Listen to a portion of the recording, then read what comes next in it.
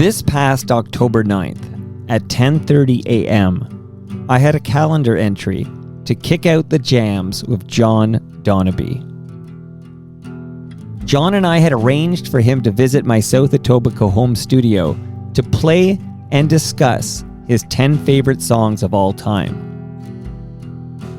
This was to be a return visit for John, as he had previously visited several years ago to discuss his legendary career in radio, working at CKFH, Chum FM, Q107, CJCL, CFGM, CFRB, CKFM, CKEY, KISS FM, Jazz FM, and CIUT.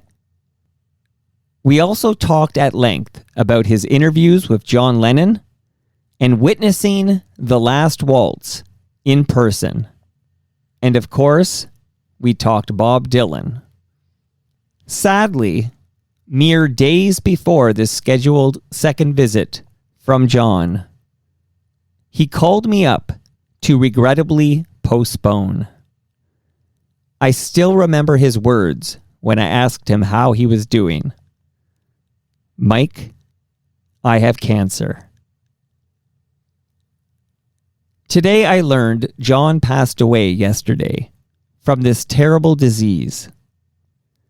My sincere condolences to all who knew and loved John. He was always very kind to me, and as you'll hear in this conversation, he was an absolute sweetheart. I'm Mike from TorontoMike.com, and joining me this week is radio legend John Donabie. Legend. I don't toss around that term lightly. You've earned it, my friend. But I'm number 358. I was hoping you wouldn't notice that. Well, no, I picked up on what you said, and I followed you a long time, and I will admit to you that at a couple of points I went, he may not be familiar with me. Maybe I'm out of his demographic.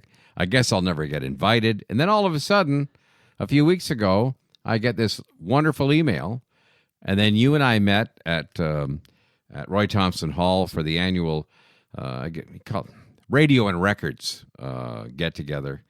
And then I got to meet you, and I did ask you before the show how old you were, and I'm not going to say how old you are. Well, you can. You can. It's not a secret. You're in your 40s. Yes. I seriously thought, I turned to the table after you left the table. I said, "Nice kid, eh?" I mean, I really thought you were like between 28 and 30, because you do look very, very young. Maybe the lighting was such you couldn't see my white hair. Maybe that was. Yeah, I saw a little bit of it. But I thought maybe like Phil Donahue, you were prematurely gray. Yeah, I always think Phil Donahue, Steve Martin, these guys were always white hair. They were young and they had no problems. John, firstly, that's the nicest thing anyone's ever said to me. I haven't been confused with a 28 to 30-year-old in a very long time. Now, I also am worried about your vision. Should I let you drive home? Maybe you need to see an optometrist and get a new prescription before I let you get behind the wheel. I'm a little concerned. Oh, no, I really did. And when I saw you when you opened the door today, when I came in and down to the studio, I still felt the same way. Oh, young. That's why I asked you how old you were, and you were nice enough to tell me. And you're at an age you still don't mind telling people. Oh. I'm at an age where I sometimes will tell people, other times I won't. And I know a few guys around my tenure that don't like to tell it because there is such ageism in this business. I get you there. Maybe somebody, and I'll make up numbers, I don't know your age, but maybe there's program directors or decision makers that don't want to hire a 65-year-old person, so you'll play younger, I suppose, to be eligible for such gigs. Now, let me just say a couple of things. One is, you're actually a bit out of my demo in that, I missed the Chum FM years, and we're going to do a deep dive here. And then I never ever did listen to CFRB, so I kind of missed you. But the reason I hadn't asked you yet was because the same reason I haven't asked Barack Obama yet. Like there's certain people that I'm not even trying for these legendary heavyweights. Like I'm not going to aim that high because what am I going to do? I'm going to get John Donabie to come over and. I was very complicated, complimented when you did ask me. I looked at my email and I went, You're kidding. Is this really happening? Now, I'm going to say this to not to you, but to maybe people who worked with you or other legends that may be tuning in, that if I haven't reached out to you yet, it's not anything personal. I kind of wish you would send me an email to let me know that you would do the show. Like if somebody like yourself had reached out and said, "Hey, Mike, I love your show. If you're ever looking for a guest, I'd be interested." I would have jumped on that, and we would have done this much sooner than episode 358. So. May I just say, I want to do this show so much. On this day that we're doing the show, the 401 westbound is jammed from Scarborough, where I live, all the way past Kiel. Gardner was like that. Lakeshore was like that. And we almost canceled today. But I said, no, I'm going to give it a try. And I only arrived... This is a radio guy. 17 minutes, 30 seconds late. Which is, by the way, I'm just happy you're here at all. So well, I'm very coming. pleased to be here. Thanks. And you mentioned we met at the Roy Thompson Hall. So let me just say thank you so much that you put me on the list. So I was so lucky that I was invited to this private party. Yeah. And may I ask him, was I the only guy there who never worked in radio? Is that possible? There might have been a couple of others, but for the most part, when I was pitching you, because I was on the committee, I said, there's a guy I want to invite. He's a young guy, and I said, he's not in radio per se, but this is my personal feeling, Mike, and I'm not trying to blow smoke here, sure. That listening to many, many of your, you call them podcasts or blogs? Yeah, podcasts. Podcasts? Okay. Yeah. I said, this guy has a passion for radio, and anyone who has a passion for radio that much has to be here. And he's going to meet a lot of people maybe he's wanted to meet, and some people I'm sure you already knew. That's it. So, I mean, some of the people, so I had a good chat with Roger Ashby, who's been on the show. Yeah. And David Marsden, who's been on the show, and we'll talk about him later because you worked with him. They've already been on the show. Okay. That does sound terrible. No, but you know why? Because Marsden, I had him from the CFNY, and Ashby's still on Chum FM. Until the end of the year. Yeah. So has he announced that yet? Because I've heard this too, but I can't find any public. Well, I don't know if he's announced it publicly. I did ask him, and Roger's a very private guy, and if he didn't want to tell me, he wouldn't. Mm-hmm. And he said, "Yep, the end of the year. It's going to be 50 years for Roger being with Chum Limited, which is no longer existing. It's now Bell, but right. 50 years for Raj." When I'm not going to jump ahead, but when I was at Chum FM the first time, because I was there twice, right. Roger was the AM jock over on AM radio and was for years. Tell me if I'm wrong. You know the answer. So I believe you were the second last person on Toronto's airwaves who was also on Toronto's airwaves in the 1960s. It's very true. So the number one would be Roger, because he started in 69, I think. Yeah, well, I started in 65, and full-time 66 in Oshawa. Roger, when you say 69... maybe earlier? I don't know. Oh, yeah, because 69 would be Chum. Right. But before that, he was at CKOC, and before that... I think he was down in Leamington. I may be wrong, but I know for sure he left CKOC with Nevin Grant and all of them, and he was hired by Chum and did a great job in his oldie show and etc. Well, the nice thing is, if I need to remind myself of Roger Ashby's career, I can go back and listen to the episode I did with Roger Ashby, which is why I'm glad you're here, because essentially we're archiving this key piece of Toronto radio history. And I don't just do radio personalities. I'll do musicians. I had Gord Depp from the Spoons in recently. I'll have print journalists. I'll have TV stars, whatever. But I just love to capture this, so that for all eternity, I mean, long after you're, hopefully you live forever, but long after you're gone, this will exist as a digital archive, and we'll have sort of the John Donabie's massive imprint on Toronto radio, which hopefully we can collect all that today. Thank you for saying the word archive, because yes, as years go by, this may be the place, the one-stop shopping, where people will be able to look back, and maybe all of your archives will end up in some kind of, like Los Angeles and New York have the broadcasting museum, and I wish we had one here, and these could all end up there, who knows? That'd be great if they can afford them. If they can afford, I was going to say that, and then I said, no. Don't do that. Okay. That's inferred. So I will say that some people I met at at that private party, which was amazing, because I walk in, there's I see Evelyn Macko to my left, who is, by the way, if Evelyn's listening, because she's been on the show recently. Yes, I know. I want to say thank you to Evelyn because here's the thing about me. I don't know what a lot of radio people look like. Like Ashby is one of the great exceptions because they did so many television ads for Roger, Rick, and Marilyn, right? Yeah. Like, so you had, and some I had met, like, right. So some had been to my house, so I knew what they looked like. But, there's a lot of people. There were a lot of people in that room that I know the name and I know the legend, but I couldn't put the name to the face. But Evelyn did a great job of kind of saying, oh, there's Liz Janik and here's all these people. And she introduced me to Liz, who's going to come on. She lives far away, so we have to schedule this because she came from a further distance than you did. I'll tell you right now. I think it's Collingwood or something like that. She's way up there. But Michael Williams was there from Much Music, and he's agreed to come on. I saw Alan Cross there, who's been on a few times. Good to see him again. Like I said, David Marsden, and I'm just skating my head. The guy who said he'd come on, and we had just talked to him on this program because we had just ranked the top 10 sports jams, and we put OK Blue Jays at number 1. And Keith Hampshire was there. There he was. And I was like, holy smokes. Mark Hebscher and I just did that. Yeah. And Keith said, oh, I'd love to. Go to my website and send the email to that address, and I would love to come on. And I've sent 2 emails and no replies yet from Keith Hampshire. So next time you see him, give him an elbow. I have his business card here. I'll give you his home number. That's even better. Do it up. So thanks for that invitation. I met a bunch of people who agreed to come on. I can't wait to have them on. And it was great to finally meet you. And you bought me a beer at the Roy Thompson Hall. Yes, sir. The least I can do is send you home with six beers. Oh, so there's a this. 6-pack in front of you of Great Lakes beer. Thank you so much. Please enjoy. I will. And you're looking at it now, and I bet you think there's only 5, but the 6th can is a short one, so it's hiding in there. You drank the tall one and gave me the short one. I understand. That's right.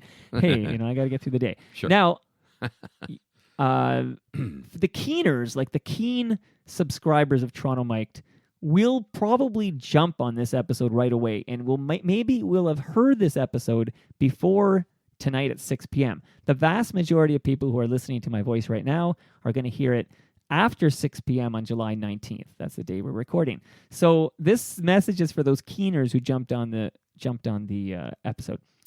Tonight's the night. We're all getting together at Great Lakes Brewery. Yes. For the Toronto Mic'd listener experience. The very first one, there's a live band, there's a food truck. Everyone gets a free glass of beer to start your night. And then there are $5 pints on the patio. The weather looks great. I can't wait. So that's tonight, 6 to 9. So come out. All right. Sounds like a good time. Yes. Thanks for the invite. I appreciate it. I was going to have you be the guy on the microphone who is announcing all the songs, but I needed a legendary voice. But yeah, I got to say, when I told my mom that John Donabie was coming over, she started breaking into this thing. I thought she was having a stroke at first. I'm like, Mom, are you okay? She started doing this Donabie for Conabies thing, okay? Wow. Okay, so then I went to Google, and I'm like, what's my mom talking about? I honestly Googled the mess out of Donabie for Conabies. I couldn't find anything. Please tell me what my mom is talking about. I was approached by one of our salesmen a number of years ago, and they said, John, we'd like you to be the voice of a stereo shop in Whitby. And I said, sure, okay. And you're going to love the sound of this. Donabie for Conaby. And they were Conaby stereo. And I did it for a period of time, and it was fun. And I wrote the spots, and it was like a personalization, and I got paid for doing it. And I'd go out there periodically from time to time, kind of like Marsden would go out to Whitby Audio. And when he got to Whitby Audio, I mean, the crowds were incredible. Yeah, but Donabie for Conaby. When you just mentioned it now, you kind of freaked me out because I didn't think anyone would remember that. It's the first thing my mom said when I said John. She's not like, oh, he talked to John Dylan, or I'm sorry, John Lennon, or this or that. No, and the reason I slipped and said Dylan, everybody will find out at the end of this episode why I slipped and said Bob Dylan. But when you talk to John Lennon, no, she went straight to Donabie for Conaby, and the Google was lacking. I was listening, trying to find some audio clip or something. I couldn't find anything. She's got a really good memory, Mike. God. She was now. I know you were on 104 Chum, and we're gonna get into that. But she was a big 1050 Chum bug. Like that when I had Ashby on, she was That was freaking her out. Like Roger Ashby, and Jim Van Horn was here and some other guys. But she was very happy to tell me about Donabie for Conabies. I got an email from, actually it was a tweet from Ralph Benmergui when he heard you were coming on. He wrote, send John my best, good man, better broadcaster. So that's a message for you from Ralph. Oh, yeah. Ralph and I worked together at Jazz FM. I took his place, actually, after he got out of broadcasting for a period of time, and we became friends. And if I may, go show you a difference. When I was at Chum FM the first time, from 71 to 75, one of our jobs was, Bob Lane was the program director, a former Chum AM jock, did a great job. And he said, look, guys, I'm going to be sending you out to different high schools.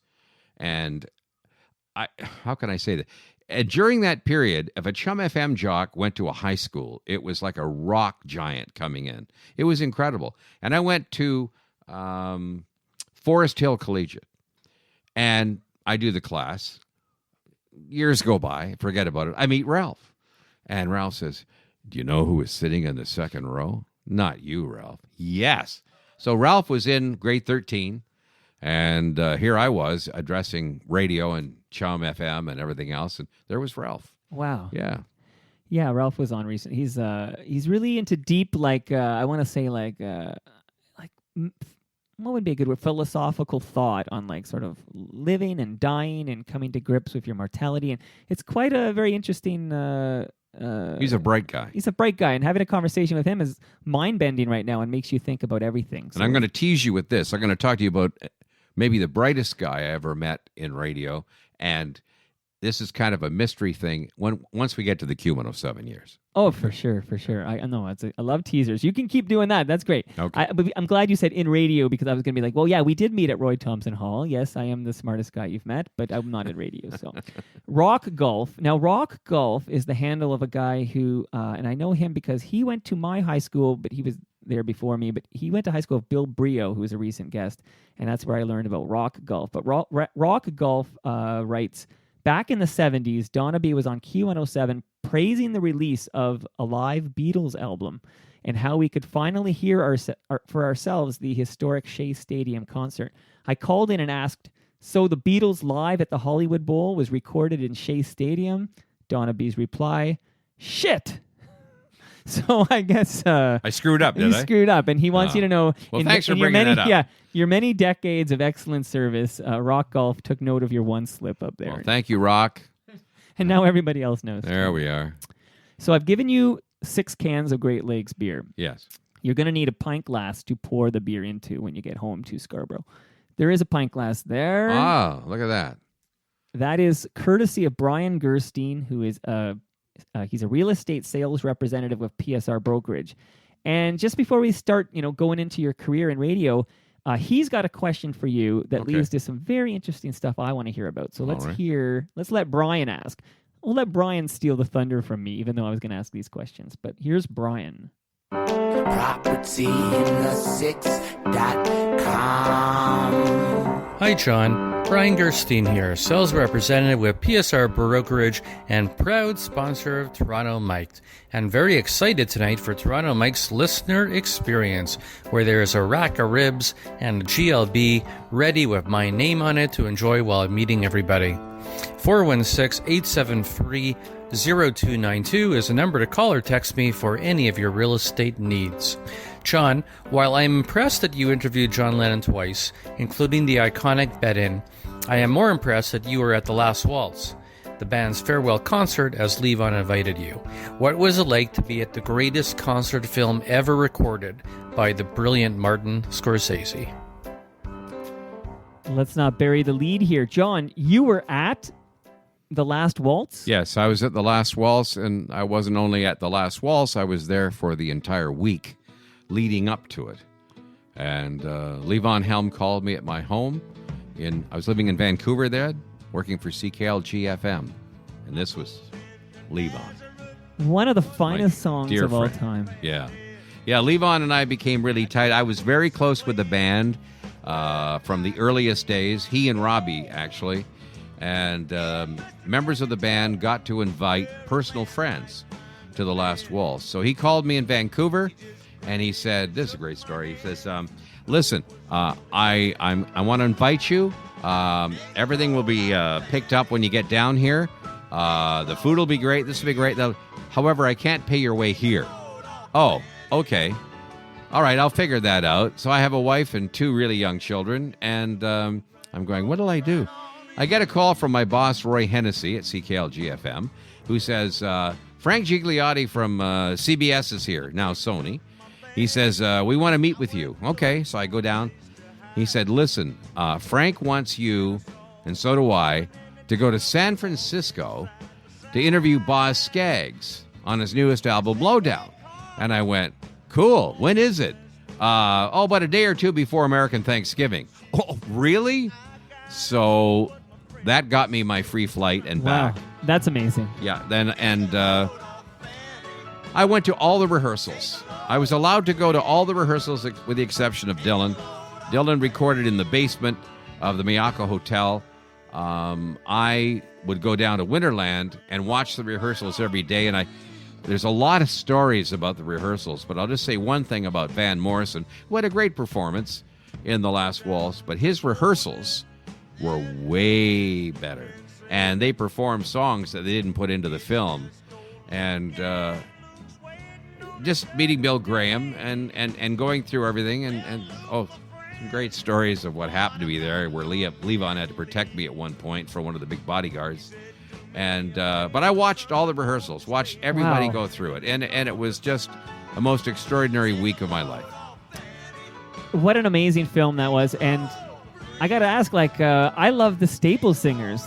So Mavis Staples. Well, they weren't there. The Staples singers and Emmylou Harris were filmed after the event on a soundstage. So I never got to meet Mavis then. I have since met her a few times, but I didn't meet her there. All right. Wow. And unbelievable that you were there. It is the greatest concert. I'd say the greatest concert film of all time, I'd say. Oh, listen, I sit with my son, and we have a few of these. We'll have some of these great beers right here that you've given me. And together, we just, what was he? He was like 5, I guess, 4 or 5 years old. And then later, of course, he would travel with me to Woodstock when I'd go down and see Levon and hang out and do different things. And Levon was so good to him. Yeah, tell me about Levon. Sadly, no longer with us, but I mean, just listening to him now, what was it like being friends with Levon? Oh Levon was a member of the band that, whether you were a powerful disc jockey that could help him, or you were a ditch digger or a tobacco picker from Simcoe, Ontario, he loved you and he was loyal to you. And I remember when I got out of radio, and I'm just going to go up here for a minute. Sure. When I got out of radio for a while in 2011, him and I had dinner here in Toronto at the House of Chan, and he said, "What's this I hear? You're out of radio." No. You've got to get back on, John. That's who you are. That's what you are. I had that the other day when I was at Roy Thompson, but we would hang out. He'd invite us down to the house. We'd make the drive to Woodstock. We stay at the same B&B that we still stay at. And we hung out there for years. On one trip, we had a motorhome, and he said, "Look, I got to do a gig down in Connecticut, and there's going to be some pretty interesting musicians there. So maybe you might want to drive down." I said, "Lee, I've got a motorhome." "Well, let's get the whole band and put them in the motorhome." So there's Ricky Danko and Garth and Richard Bell and all of these different guys. And we drive down, and we have a great evening. And then we're driving back, and he goes, "Son, why don't you let Jimmy drive?" My son, he's like 14, 15.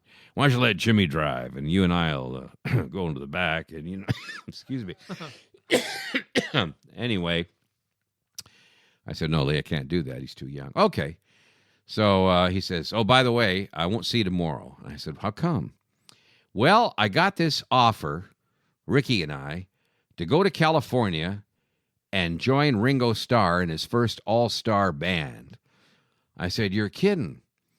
Now, I threw this at him once, and he's not here to defend himself, but he did say that day, "Well, I'll tell you, he better be real nice to me, or I'm going to throw an Arkansas fit."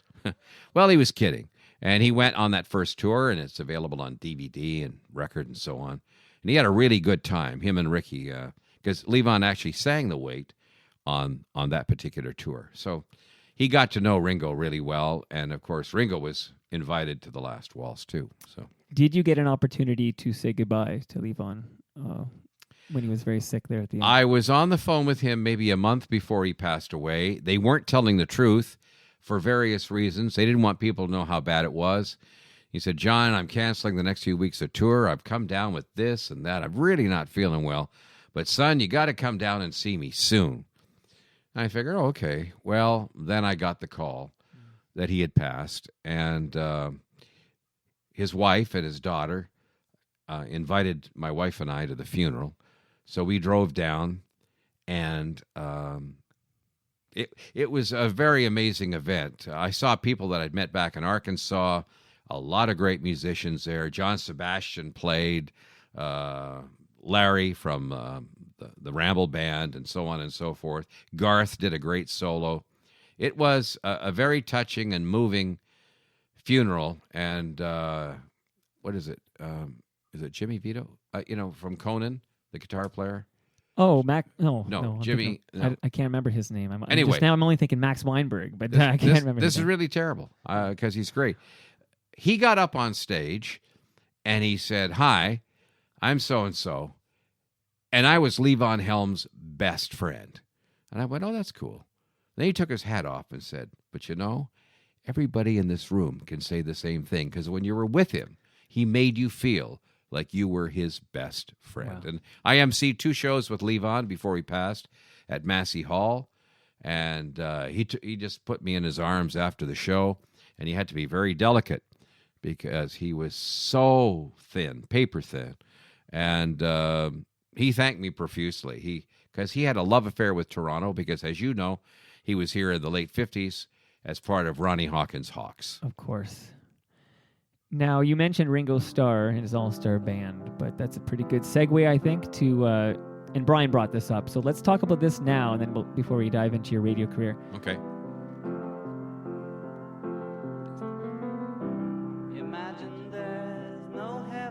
John Lennon. Tell us, and I think this ties in nicely with Ron Hawkins as well, but how did you end up chatting up John Lennon? Well, the first one was live. The second one was on the phone when Walls and Bridges came out. He came to do live piece in Toronto with Eric Clapton and Alan White and Klaus Vormann at Varsity, and he was in a little tent off to the side with Yoko, and I was at CKFH then, before my Chum FM days, but they knew who I was, that is, his people, so I got invited into the tent, and we had a really nice conversation. And he was very gracious, very good. And then in 1973, he was doing about, New York, Chicago, Los Angeles, and he wanted to do Toronto, 4 radio interviews. So he called Ronnie Hawkins, and he said, "Ronnie, I don't know anybody in Toronto, really." He says, "Well, son, you got to talk to John." And I ended up, and I still have it in my archives, chatting with him for about 20 minutes about he'd left Yoko. He was hanging out with Harry Nilsson in the drunk that went on forever. Yoko didn't want him screwing around with all kinds of women, so she sent May Pang to go to California with him, who was with her. And so I guess May and John had a pretty good time. But all the time, he knew he was going to get back with her. And he and Yoko, ended up back together again. But my mind skips around when I talk about him because later I would interview Julian Lennon. And I said, "Well, tell me a little bit about your father." And he just looked at me and said, "He was probably one of the greatest rock and roll musicians of all time, John. He just wasn't a very good father." And it was sad. And then I passed on something to him. I said, "Your father told me when you played the tambourine on Ya-Ya, on Walls and Bridges, he just beamed." And Julian smiled. And that was my one encounter with Julian. You mentioned the archive. Now, can you tell me a little bit about the John Donabie archive? Because I'm thinking when you talk about having that audio clip, I'm like, I wish I had it. I'd play a bit of it right now. So what do you have in this archive? Well, this is embarrassing. I've had 2 people make me offers, and I think I'll take them up on it. In my house, I have maybe 100 or 200 reel-to-reel interviews. I kept everything. However, as you know, with tape, it's extremely brittle. Doug Thompson, great guy to interview because, I mean, he's interviewed just about everybody as a producer. He said, look, I'll tell you what. I have an oven, special oven, for baking tape because you have to bake the tape in order to get the brittleness out of it and make it sort of greasy or flexible again. And he said, yeah, I'll do it. You know, I'll pay him. I'd pay him for it. Leo Laporte, who used to do a computer show. I used to watch his show. Yeah, Leo and I became friends, really good friends. I went to visit him in California, and he offered to put money up because he wanted to see some of those interviews end up in the Smithsonian. And I went, you got to be kidding. He said, John. And I showed him the list of people I talked to. And he says, no. And so it was so far, those tapes are all sitting in my home and And they're reels. They're all reels. Okay, they're all 10-inch reels. Right. Yeah. So you need to 7-inch. digitize them and then set them free. if Yes. you will. And I know the guy that could do it, but they all have to go into the oven for I don't know how many minutes, and then they become flexible again. The brittle, they won't. In other words, they won't break. Right. And I would like to do that because there are interviews in there. Just one, the Chambers brothers and Bonnie and Delaney and friends were hanging out at Maple Leaf Gardens. They did their concert. When the show was over, I met Bonnie, and she was a little upset. They didn't get a time check that afternoon. So right across the street from Maple Leaf Gardens is CKFH, standing for Foster Hewitt on the corner of Granville and Yonge. And I said, well, there's a show called The Open Lid that's on there right now with Terry David Mulligan. How would you like to come across the street? Well, they came across the street. The late Carl Radel on bass, he came across the street. Terry went nuts. We all sat in a studio, and we had Neumann microphones. We put them in the round, and they spent about an hour. And I've got that tape, and Bonnie just wails. Wow. And it's incredible. I'd like to get that one back. But that was just an idea of just an impromptu interview, you know. That's the stuff I want to hear. We gotta it's- digitize this and free this. We gotta do this. It is great, Mike. I mean, I must admit, I look back and I go, really? You know, okay. Wow. Okay. That's incredible here. When did you first fall in love with radio? I was 4, Wow. maybe 5. Had a Westinghouse, probably from the 40s, I guess. It was my father's radio. And I just fell in love with it, and he finally gave it to me, and I took it up to my bedroom, and I had it on a shelf over my head, and I would be listening to 1050 Chum, I'd be listening to CKEY, and I listened to why do I have a mind blank all of a sudden? WKBW. Oh yeah, of course, Tom Shannon. So I listened to all those 3 stations, and in the mid '60s. R&B became really, really strong. So at 1060 on the dial, too close to 1050, but I could get it. I listened to WUFO, WUFO. And so I got my dose of rhythm and blues, and I couldn't stop. I fell in love with music at a very, very young age. And recently, I'm just going to blow my own horn. 2 people, one at the party you and I were at, but then J. Robert Wood at the Chum Party, who was the big guy behind Chum AM. He said, the one thing I've always admired about you, John, is you've just never lost your love of music. I hung out with musicians a lot more than I ever did with radio people. And I just love music to death. And it stayed with me all my life. So when I got into radio in Oshawa, of course, I couldn't play what I wanted. In fact, it was so far away from what I would listen to. But it didn't matter because, there was a microphone to talk into. And this is mid-'60s, right? When you're at CKLB? LB, standing for Lakeland Broadcasting. Yeah, Gord Garrison was the boss. Lot of famous people from today and yesterday went through there, like, you know, Dick Smythe, Larry Solway. Wow. A ton of people went through that station, and I got hired full-time in February of 1966, but I had been hanging out. See, these were the days I hung out and got to know the all-night guy, and he let me go with him. I'd get off school Friday afternoon, get a little nap, go to the radio station, spend the all-night show with him. That went on for a while, and then he said, about 3 a.m, John, I got something to do down the hall. Oh, yeah, he did. Would you mind going on the air? And I go on the air maybe from 3 to 4:30. And I did that for a while. And then in February of 66, when he got a job out in Regina, Terry Mann, the PD, said, well, who are we going to get? He says, get John. John's never been on the air. Oh, yes, he has. After Terry cooled down, $75 a week, Johnny, you got it. I'm living with my parents, and I'm going, that's cool. So I started the all-night show, and I guess it was February 14th, Valentine's Day of 1966. Wow. Yeah, stayed there until September of 67.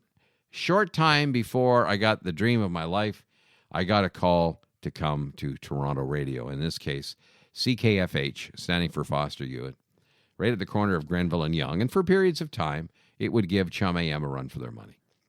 You know, I got to ask about the voice. So you have a excellent voice. Like, I'm listening to you in the headphones, and I'm like, I could listen to you read the phone book, and that's no joke. Great pipes. Well, thank you. But did you always have them? In Oshawa? Like, did you sound like this? No, I didn't. So there's still hope for me, is what you're telling me. Oh, absolutely. It's all it. You know, if you don't use it, you lose it. I've got tapes. I should have brought me at CKFH doing Top 40. You know, it's like, hi everybody, how you doing? Hey, this is 1430 Radio, CKFH. And before that, I was like, hi, yeah. I mean, it's like a piece I saw with Howard when he did his whole piece on how he sounded in the early days. And if you saw the movie Private Parts. Yeah, of course I have, many times. Yeah, and you see what he sounded like. Eventually, you find yourself. And my voice started to deepen, and I went, oh, this is not bad. To a point now where, Mike, if I listen to tapes from 10 years ago, it may be a little more laid back, because when I was at Chum FM the first time, it was like, hey, everybody, got some Pink Floyd coming up here, and it's really groovy, man. You really go. And I talked like that, and then you go, wait a minute, that's not real. And that's the spirit of 104, right? That was the, I just saw a picture. I tweeted it today. I tweeted a picture of, it was called The Spirit of 104. And it had Pete and Geets in there. It had David Marsden. It had yourself. We'll get to this later, but I just tweeted it today, and it was just great to see that photo. And you're in there. And I love Pete and Geets. Well, Geets. I saw him at the party, and you did? I saw him there, right? I didn't. I saw Geets there briefly, and then I was going to go invite him on, because sadly Pete's passed away, but Geets is still active as anything. That would be the most amazing interview. He is my longest and oldest friend in Toronto radio. I arrived at CKFH, and they said, oh, by the way, I'd have to explain this. I'll do it quick. Okay. When I got hired at CKFH, I didn't get hired by CKFH. I got hired by Tom Williams. Tom Williams brokered the all-night show. It's an interesting way of doing things in those days. And what he'd do is he'd sell his own spots, hire his own announcer. I was doing a show in Oshawa called 80 of Soul. Rhythm and blues show. I thought R&B would be the next biggest thing, and it turned out it was. So I get to Toronto, and while I'm in the studio, in comes Geets Romo, otherwise known as David Haydu. He says, look, man, I'm sorry to tell you this, but you're not allowed to touch the board because you don't work for FH. I got to opt for you. And we just kind of look at each other. I said, I don't want, I want to opt. He goes, I don't want to opt. So he would go into another studio. It's like a union thing or something? No, okay, it was just the rules of the station. Okay. So Geets went up into another room and ended up talking to lovely ladies in the night. And one night a lovely lady came to visit him, and I'm saying, oh, that's nice. Oh, this is Barb. Well, Barb is still his wife since that time. But Geets and I, we go way back, and the late Tom Fulton. Oh, God, Well, you can broker the deal to help. You can help me get Geets on here, absolutely. Because I do a lot of speaking of Spirit of 104, I do a lot of Spirit of Radio CFNY stuff. I know Fred Patterson was on that show, for example, and Freddie P is a friend of the show. I got to get Geets on here. And just remember that Pete and Geets were on Chum FM first. I always, of course, go listen to the Marsden episode. I'm all over that for sure. Yeah. Hey, where's your brown bag? That's pretty good. Who, by the way, when I chatted him up at your party, your party at Roy Thompson Hall, he expressed great interest in a return visit. So potentially we'll have Marsden back. You know that David is more than a few years older than I am. So when I was sitting there at a card table, which was my desk in my bedroom in Curtis, I would be listening to him as Dave Mickey. Yep, Dave Mickey. And I came to Toronto. I wasn't driving, on a bus. I went to the CNE, and I stood there in front of the CKEY mobile. Suddenly, this guy comes out in a gold lame jacket, and he's talking a mile a minute. Right. And I went, oh, my God. And then later, when I started at CKLB, he was friends with Rockin' Roscoe Campbell, who was the rock jock there. And Roscoe said, hey, tonight, David Marsden is coming down here. I said, Dave Mickey. So I opt for him for one show. And he was so gracious. Him and Big G. Walters and Duff Roman and those people, legends to me, they just treated me so well. You know, some guys I understand aren't very nice. These people were great. Yeah. Yeah, I searched for audio of Dave Mickey because, of course, I talked to Marsden about it. Yeah, but it's in the. You got to bake it, is that right, or do you have it digital? No, I have some. Send it over, and I'll send you the CKFH jingle. Do you want me to sing it? Yeah, please. Dun, dun, dun, dun, dun. This is the second greatest radio station in the world. We must be, because all the other radio stations are number one. We are CKFH number two. Woo, woo, woo, woo. Oh, it's great. And that was the jingle, because we were called number two radio. So those who aren't like the younger folks who aren't familiar with CKFH. So this is a top 40 rock station, right? Yep.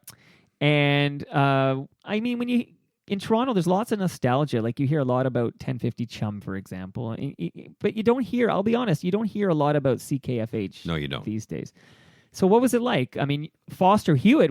If you know nothing else, you know Foster Hewitt from the Paul Henderson goal in '72. Yeah, you know what I mean? So even young folk will say, "Oh yeah, I've heard that call 100 times." Like, Wild Stafford and fell. It's a great call. But what can you tell us about working for Foster Hewitt at CKFH? Well, yes, I guess I was really working for Foster, but you didn't see him much. He was in an office in the back, and I just hung out with the people in, like Jack Lowe, the engineer who just passed away. I hung out with all the jocks. Tom Fulton became a very, very dear friend, and Mysterious Mike Williams. Both of them have now since passed away. There's a picture on the internet of myself, Tom Fulton, Mal Ferris, Duff Roman. There's another one. Anyway, they're all passed except Duff and I. And Duff is a number of years older than I am because I listened to him as a kid. And they were just great. And the attitude was really... We had a program director named Barry Nesbitt. God bless him, but Barry just let us do whatever we wanted. And Barry was in a corner somewhere, so we just have fun, and everything went well until a guy by the name of the late Gary Pallant came in 1969 to take over as program director because the station wanted to take a good run at Chum. And one of the first things he did was fire Keith Hampshire and myself. Oh, and the first cut is the deepest, Keith. That's what I would say. Yeah, it's really true. It was my first cut. And 6 months later, I got a call from Barry Nesbitt. Well, we fired Gary Pallant. Would you like to come back? I've called Keith. He wants to go into freelance commercials, John. I don't know what's going to happen with that. Well, I think Keith made an inordinate amount of money. And I said, yeah, I'd like to come back. And I came back for 2 years and then got a call on a Saturday afternoon from a guy named Bob Lane. And that's an interesting story of how I got my job there. Yeah, so tell us, because that's where you go. So after CKFH, you move over to Progressive Rock at Chum FM, and you had the night shift there. So tell me how you ended up there, and tell me as much as you can about Chum FM and its progressive days. The meeting was the greatest. Here's how it went. Rainer Schwartz, who was the guru of late night, he quit on a Friday night over something that happened on the air. And there's too many variations of what happened, so we won't go into it, but he quit. Saturday afternoon, I'm doing my show at CKFH, and a guy in the other room says, there's a phone call for you. I said, no, I'm too busy. It's Bob Lane from Chum FM. So I get on the phone. Hi, Bob. Do you think you could come over and see me after you get off the air at 2 at 1331? And I said, yeah. So I went and met with him. And he told me about Rainer. And he said, I've heard you sit in to do the open lid. You're doing stuff that we do. I'd rather have you with us than against us. And I was making $14,500 a year at FH, which was really great money. I was driving one of the first 6 240Z Datsuns in the country.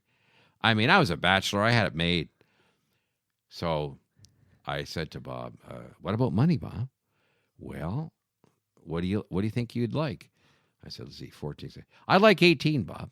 Bob goes, this is Chum FM, John, not Chum AM. And okay. And I settled for $9,500 a year. Took a massive cut. Right. But the best move I ever made. And I'm going to use this word. I don't normally do this behind a microphone, but I did it at his funeral. Bob's sitting there. You can do this, freeform that. I mean, Mike, it was like dead and gone to heaven. And I'll just keep it flowing because this is exactly the way it went down. I said, Mr. Lane, call me Bob. Yeah, Bob, is there anything I can't do here? Yeah, don't say fuck on the air. And I went, and of course, little Johnny's going, oh, okay. So that was the only thing you couldn't do. But everything else was a go. If you wanted to sit down at 10 at night till 2 in the morning and play the side of an album. I had Ry Cooter come in with me one night. He played blues for 2 hours. Wow. I would have the biggest names, Sonny Terry, Brownie McGee. I'd have all these people come in and sit with me. And then when I moved to afternoons to 2 to 6, then it really picked up.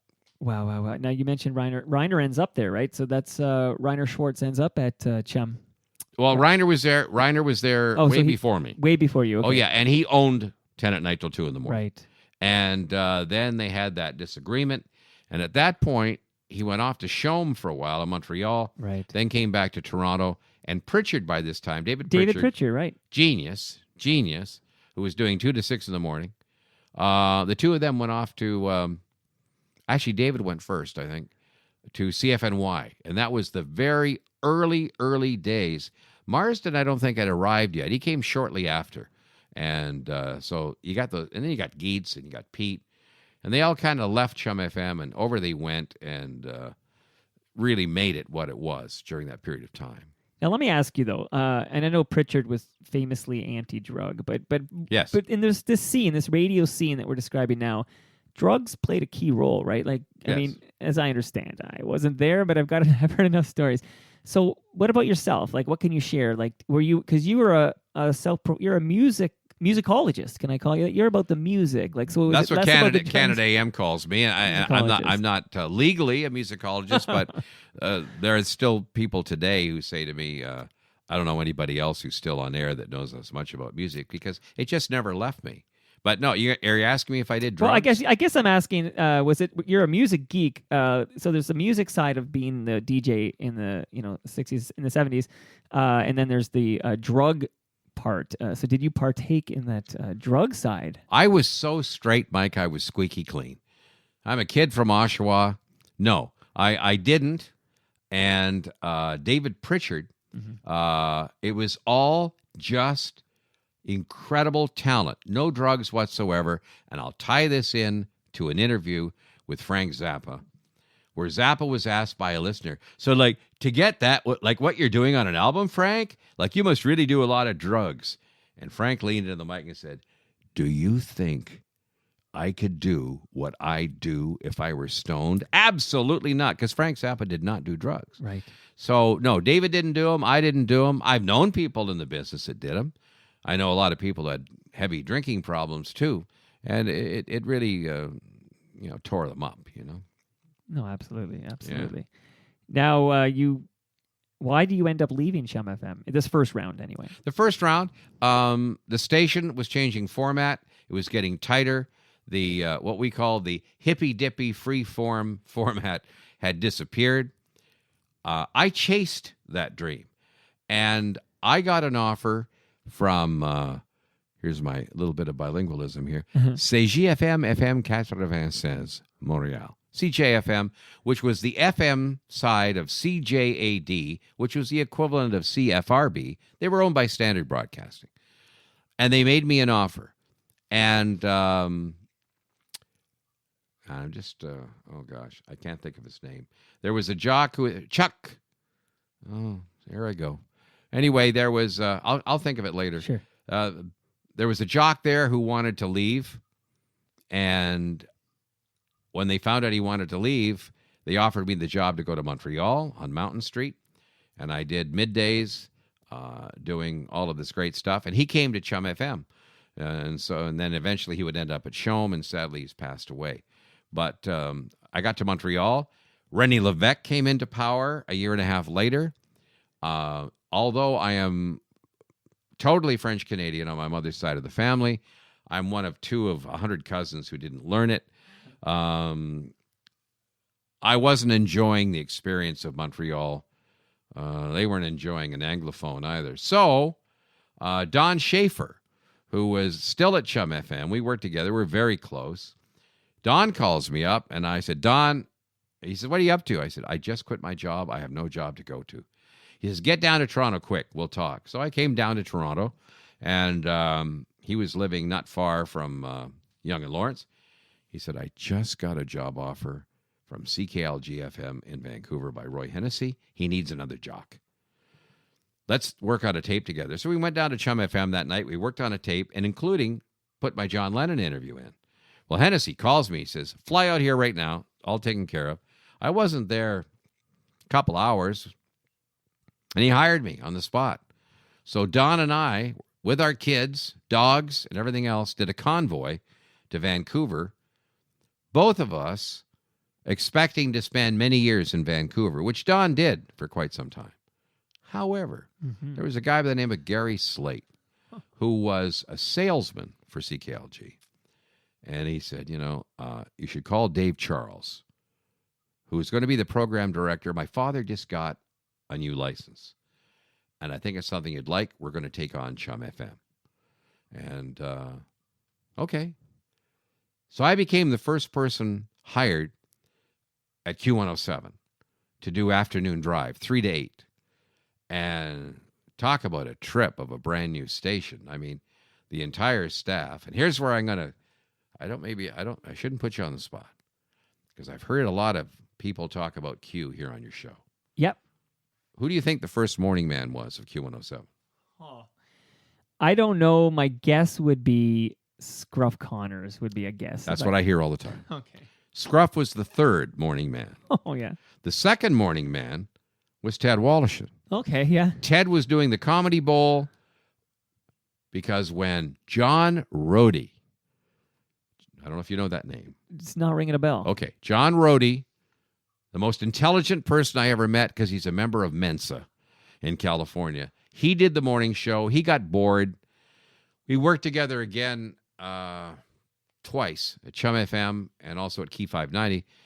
He now lives in Picton, and he makes wine. But he was the first morning man. The whole staff was Rohde in the morning. Dave Charles took 2 hours till noon. Murray Smith. Murray did noon to 3 or something. I did 3 to 8. Marianne Carpentier went till, I think, midnight. And Scott Marwood. I can't remember yesterday sometimes, Mike, but I remember this staff. That's great. That's great. We were in the Toronto Sun. I should have brought you the ad. We all had big paper bags over our head because they wanted to show everybody that there was a new staff, but they wouldn't name us. But Dave Charles and John Paracol, who they would both later leave Q and become Joint Communications. And they were the guys who were the PDs. And when they left, Gary Slate took over. And, those early days, unbelievable. Well, that's exciting getting to launch a new station. I'd never done it before. And we're walking into the control room at 2 Bloor East, and we're looking straight down Yonge Street, right to the water. And Elvis Costello came in one day. He was a little tough to take. Meatloaf. There was a lot of bands that came in there that were just breaking, and they'd come in and. John, what year is the launch? Is it 77? What year? May of 1977. Okay. Yeah, I got back in April. I remember Charles would love this joke. He said, "Okay, Dave, I'm here. Good. We're going on next month." Dave, I don't have any money. Well, we're coming on next month. So I drove to Oshawa, and live with me and my 2 kids, my wife, and we lived with my mom and dad Oh, yeah. for a month. And Okay. then we got an apartment at Yonge and Blythewood. Yeah. Do you want to hear a little bit about of yourself on Q107? Here's a little bit of let's hear a little John Donabie here. And Born to Run, both from Bruce Springsteen, some powerful rock and roll at 528 on Q107 Toronto, Toronto's best rock. I'm John Donabie, and we've got about 13 degrees out there right now with mainly clear skies. Winds will die down this evening with lows around 7. For tomorrow, highs of 20, and same for Wednesday, sunny and warmer, and mainly sunny for tomorrow. A good, beautiful few days coming your way. Gamble Rogers is at the Groaning Board. I'll be there. 1 hour from now at 6:30, I'll have for you the brand new Cooper Brothers album, as well as music of the Eagles this evening on Words and Music. And Dean Hill, who I just talked to a few minutes ago, has been tuning up all day, getting ready for a visit tonight at 9 from the Cars. 2 of the members of the Cars will be here for a solid hour between 9 and 10 tonight, playing their favorite tunies. And they'll be the guest jocks tonight along with Dean. So we'll be listening tonight. The Cars in the Q107 studios playing some of their favorite music. That's between 9 and 10 p.m.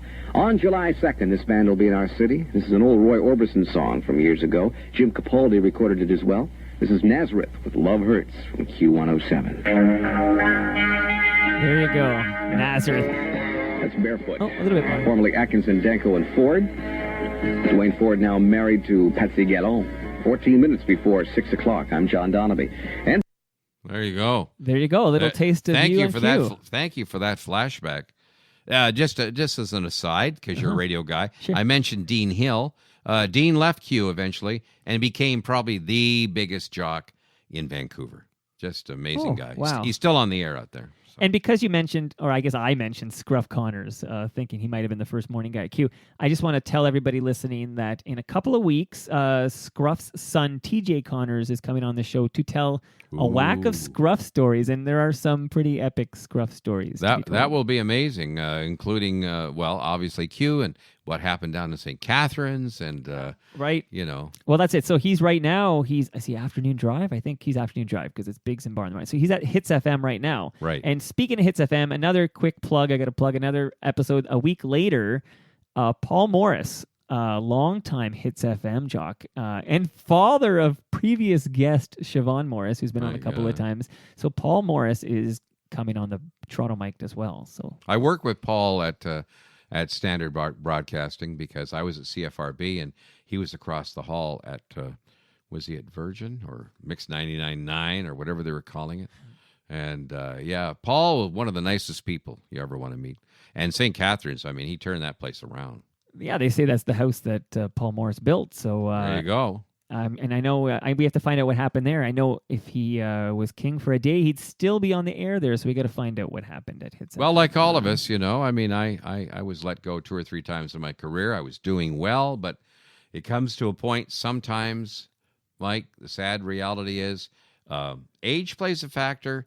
The amount of money you're making plays a big factor. And when you put them all together, it's time to say bye-bye. And I've been watching this for the last 8 or 9 years with interest. And so when someone gets let go that you really love, Al Joines and I work together too. And it's Steve Couch, my boss at CFRB, said it best. It's not if, it's when. And sure enough, your time comes up. Because when I left CFRB, I was in absolute shock. I've been there 15 years, and I really thought I could be there forever. But it wasn't meant to be. Kind of sad. I mean, I just had Al in here to hear that story. And I mean, he got it with John Scholes and Andy Frost, like all 3 in one week, speaking of the Mighty Q, the once Mighty Q. And when you started, when you helped launch Q107, giving it, essentially you gave it instant credibility by having John Donabie as part of your launch team, I think. Here's Dave Charles' line. I'm walking into the control room because the first day we all did an hour. And then the next day and Dave went, "Here comes Mr. FM." Because Dave worked at Chum too, and I'd had a reputation of being at Chum FM, and I think I was the only one there that had been at Chum FM.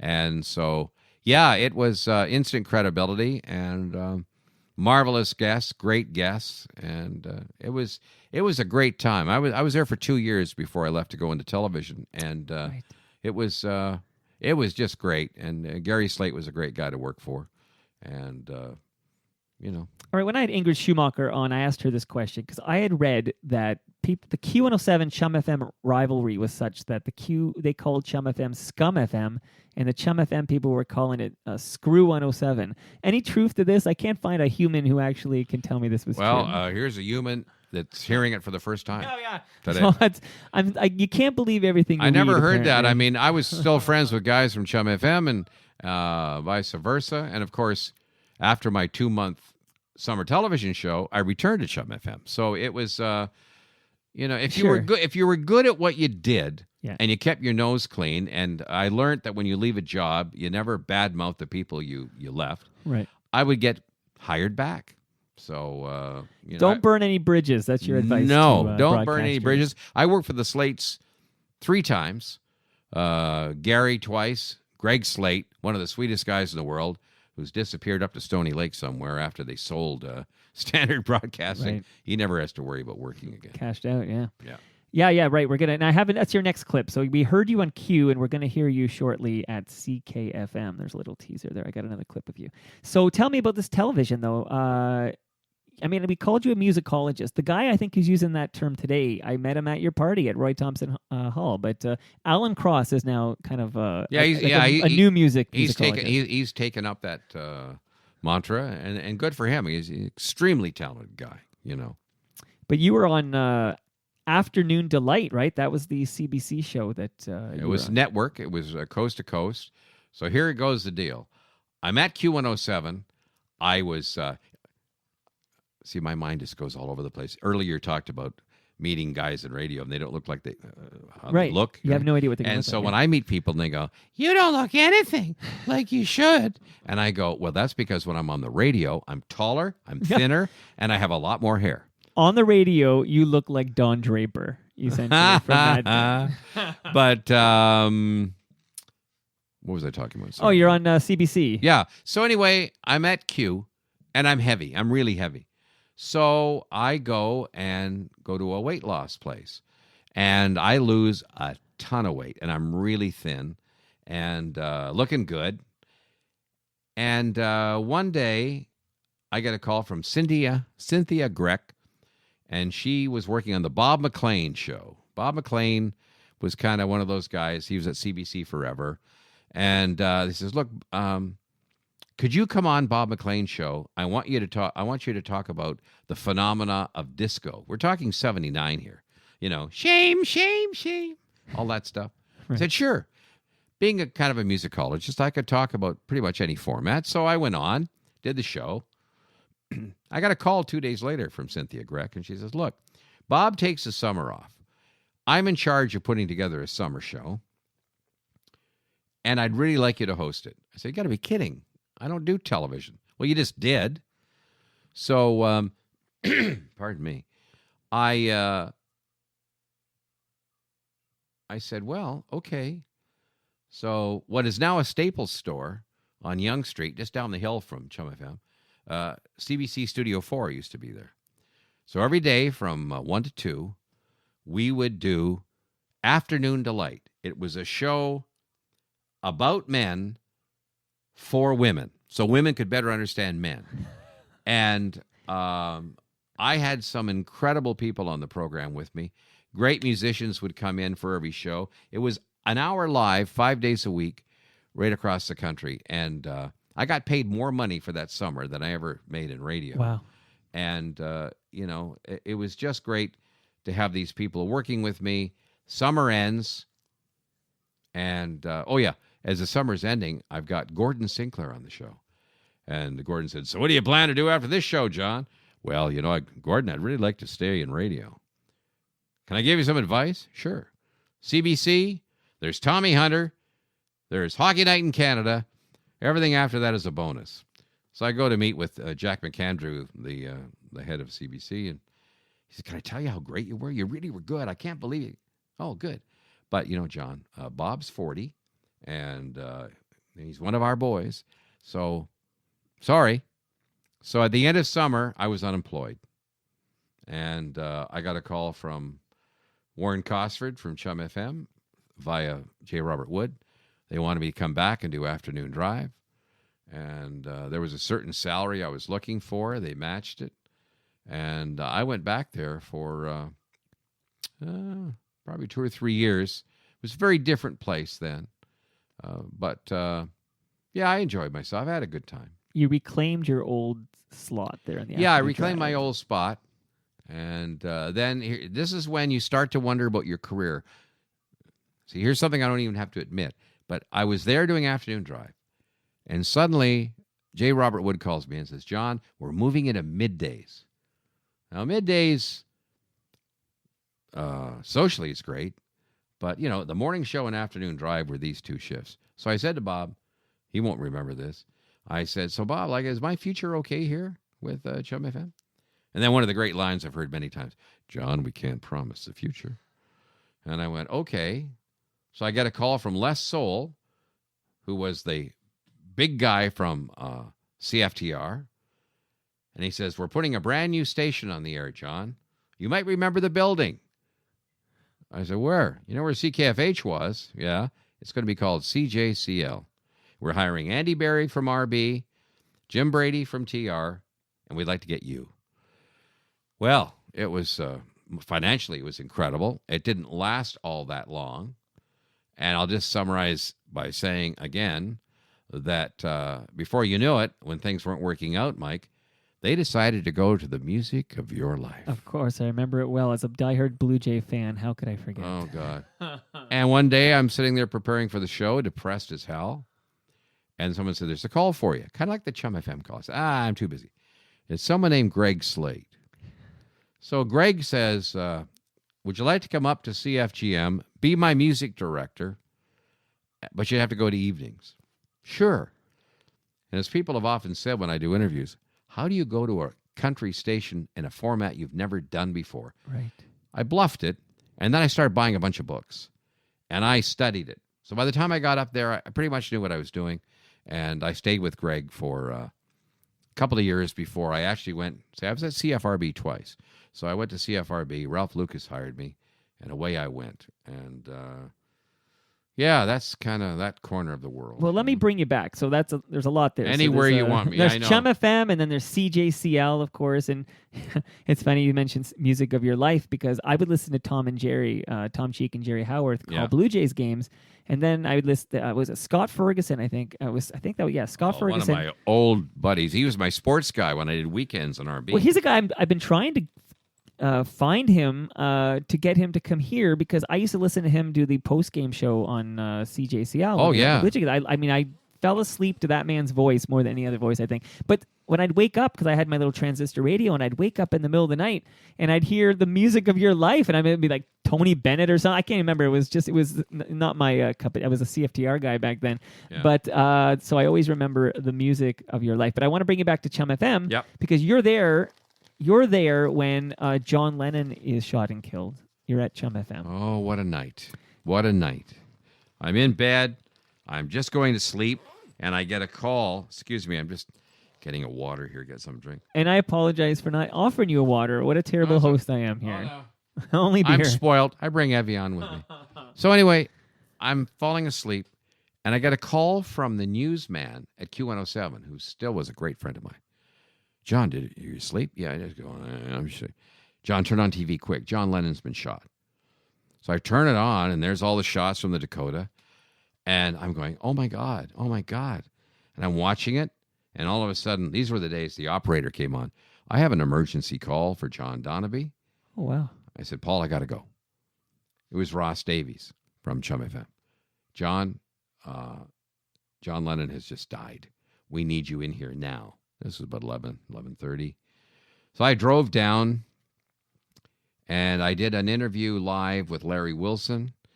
We talked about Lennon, how I talked to him, this, that, and everything. We're all pretty depressed about it.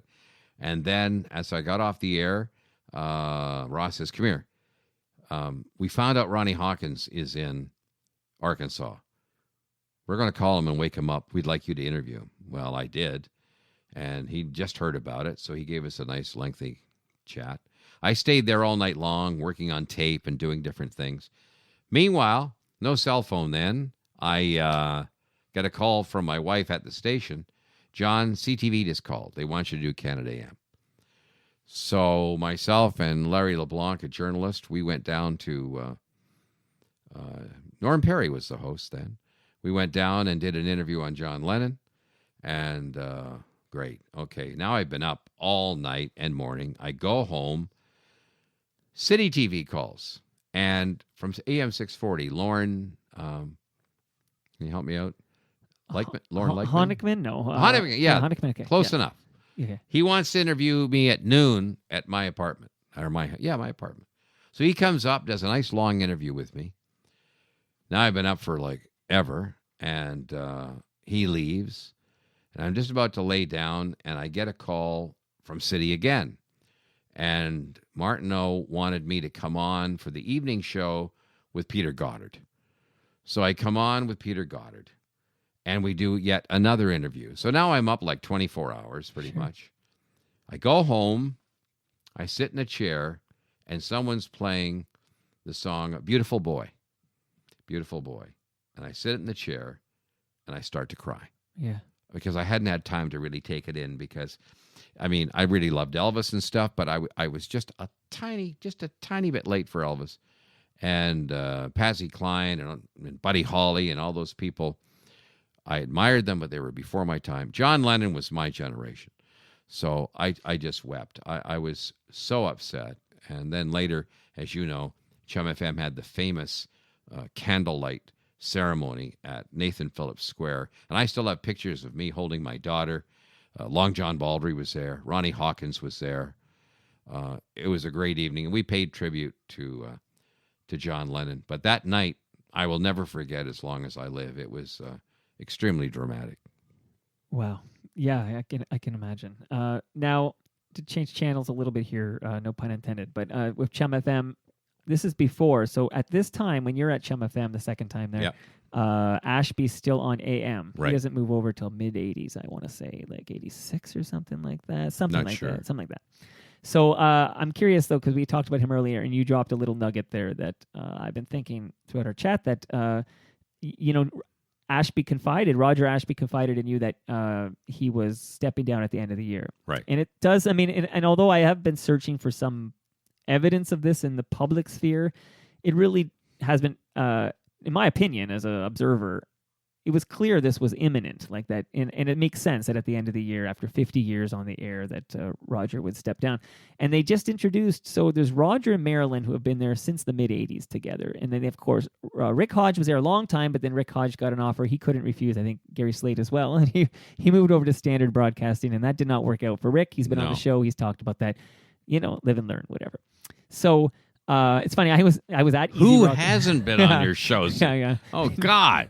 Okay. John, again, you were there with Barack Obama in the unattainable list that I didn't even pursue there. But you're very, I love your politics. Go ahead. Just this week, what are we now? Thursday? Okay, just this week, they added a third person to the Chum FM morning show. He's a gentleman from, I think he's a New Yorker, but he came from Chicago. He's an American. Jamar. Yeah. So what is clear to me is that Jamar is here for us to get used to the three-person booth of Jamar, Roger, and Marilyn, because Roger's stepping down, and then I'm sure shortly thereafter, maybe Marilyn, because she does a million things. You bring up a good point. Everybody asks me, what do you think about Marilyn? I said, I have no idea, because Marilyn's doing the TV show, which is part of Bell, and I see her staying on for a period of time, and I think she'll leave maybe when she wants to, but in radio, who knows, maybe when they want you to. But this gentleman, I understand he's really, really good. I think he's on the air now, isn't he? He started Monday, yeah. Monday, yeah. I haven't heard him yet, but there's a lot of things about him being hired that I really like. I think probably, and this is something we all talk about in this town, he's a man of color. And the fact that he's on a major radio station like Chum FM, I think it's wonderful. I think it's really, really wonderful. And obviously, they listened to him for a while and decided he's the guy. Everybody thought Adam Wilde was going to be the guy. I think he might end up on Virgin. I think possibly, and this is all just my guessing. I don't know. Well, on the Yellow Pages, he's going to make a major announcement. No, that I heard that he's filling in on the fan, on right? the fan for Jeff Blair. For Yeah, 2 so nights. that's not a major announcement. No. I think there's still more to come. I think he's got the non-compete period or whatever. So I think he left Rogers. Yeah. Quit Rogers.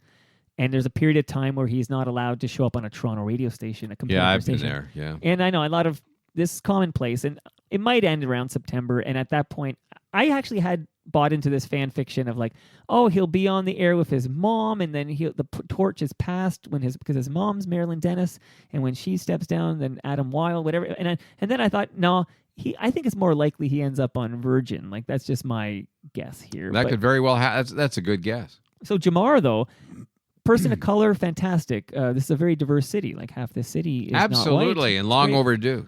But do you have any thoughts that maybe there was a Canadian who could have taken this? But does it matter to you that he's American?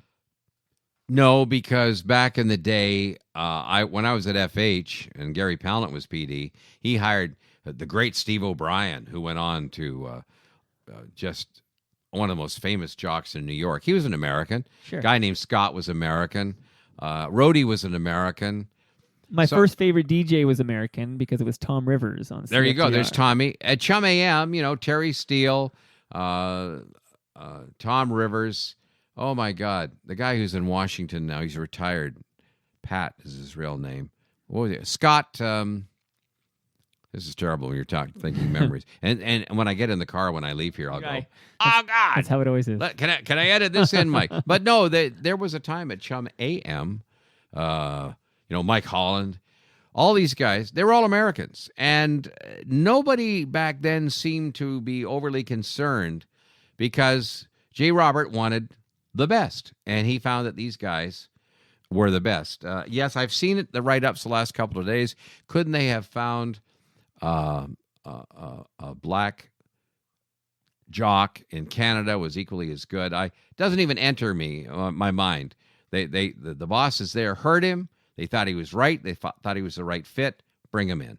And as some cretin that's on that board, Soundy Pages, came, who bitches when Dan Aykroyd goes to the United States or John Candy goes to the United States? Nobody down there gripes that Canadians are coming in. So learn to love it. I can't wait to hear him. I just haven't had a chance yet.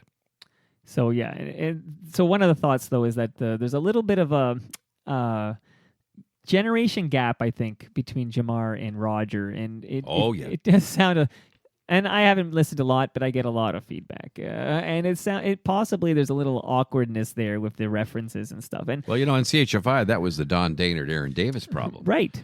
And Don has done interviews publicly that they finally had to have a meeting and saying, Don, you can't go back this far because Aaron was young and she would have no way of knowing. So, it was tough for Don because Don was the morning man at CKFH when I got there in 1967. So, yeah, he had a little bit of a problem there. But then Aaron had this wonderful career. Yeah, absolutely. And then I think that was the last show where she told me, because she's been on the show. I know she was ahead of you here, but again, you were unattainable, I thought, but I was wrong, thankfully. But Aaron made sure that in the future shows that she would be named first. So that was it was Dawn and Aaron, I guess is how they referred to that. And then henceforth, like with Mike Cooper, for example, which Aaron was teamed with for a long time, it was Aaron and Mike. So Aaron made sure that was a great story because I was at RB and Aaron had been fired from CHFI, and Aaron was working up at which is now called Easy. Well, it was Easy Rock then, and Coop was there, right? And then she gets Boom. Yeah, now Boom. Yeah. Then she gets that great job offer to go back, and her and Mike worked so well together. She said, "Yeah, I'll be interested if I can bring Mike Cooper with me." Right. And Coop and I have been friends forever, and financially, the greatest thing in his life because he was able to retire. And same as Roger Ashby, and when it happens to Derringer, Aaron, I think she's still on the air out in Victoria. I'm not sure. I'm not too sure she's doing a lot of on-air stuff, but she's her and her husband are having a good time. They got a nice place on the island out there. Yeah, yep. They seem to be doing well. She still journals regularly on aarondavis.com, so you can follow her there. But she's another radio legend. So where will we pick you up? Let's get you. Okay, okay. I have a clip of you here. So you return. Okay, so Gary Slate calls you again, and CKFM is where you end up after your 2-year stint at CK. Okay, I got so much. I can make that very clear for you. Go ahead, yeah. When I got to RB in 85. RB, okay, CFRB in 85. Yeah. So Slate has bought the place, but they haven't arrived. So in 87, Alan and Gary enter the building, and the first thing Gary says to me, comes into the studio, I want you across the hall. I want you at my music station. So I crossed the hall in 87, and then he brought in a program director by the name of Don Stevens. Don Stevens fired a few people there. I was one he wanted to fire, and he warned me about it. He said, I don't like your act. First PD that ever said that to me. So Gary calls me in one day, what's this? You've quit. You're going down to Key 590. I said, well, Steve Harris is the head of the whole thing. I told him that my PD doesn't want me. What?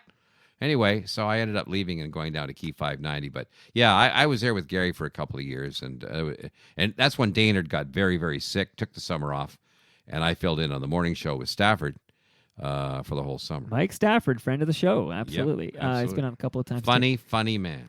Smart, too. He's very intelligent. Jeopardy, he was on Jeopardy, which is his, he loves to tell that story, but it's not easy to get on Jeopardy. So I have a clip of you. So this is you, and I think this is from 1988. In fact, I know this is May 19th, 1988. Let's hear how you sounded on CKFM. 6:53 in the morning with John Donabie. Here comes Mr. Eric Clapton, old slow hand, they call him. This is Lay Down, Sally. 99.9 CKFM. Good morning. Aha! The name of the group here at 99.9 CKFM, along with Eric Clapton. Coming up, some Bruce Hornsby in the range. The Beatles, John Lennon, too, back-to-back. And I'll return with Foreigner. But right now it's 7 o'clock. It's time for news. Good morning, Dave Agar. Good morning. Thanks, John. It's an overcast, cool morning in Toronto. The temperature in Midtown is 14. It should reach 16 today. It'll be cloudy with showers today and tonight, a low overnight of 10. Coming up on sports with Glenn Gingrich, Edmonton wins Game 1. Here's what's going on this morning. East and West. Good morning. I'm Maureen Holloway with CKFM's all-day traffic. The OPP tell me we have fog stretching from Oakville into the Niagara Peninsula along the edge of the lake. Back, but and that's restricting visibility. It's great to hear Maureen Holloway. Speaking of, she actually took the Aaron Davis spot on CHFI, leaving Q107. Yeah, eventually after some years of Q. Yeah. But do you notice that? Maureen is doing traffic. Aaron Davis was doing traffic when she got to town, and they both spiraled. But right now, I'm just going to say this right now. I want a copy of that. Oh, for sure. I don't have anything of me from CKFM, Mike. I would really appreciate a copy of that clip. For sure. Here you are. Here's Stevie Wonder. Listen to that voice. It's great. I'd hire him. It's one of a kind. At 99.9 CKFM, John Donabie for Ted Wallish. For Ted Wallish. From one of my favorite videos, and certainly one of the most powerful singers in rock, here comes Lou Gramm and Foreigner. Oh, this is a great anthem. I want to know what love is. Ted Wallish and Show on a Thursday morning. This is John Donabie for Ted. On the sound of our Toronto. 99.9 CKFM. Gotta take a little time.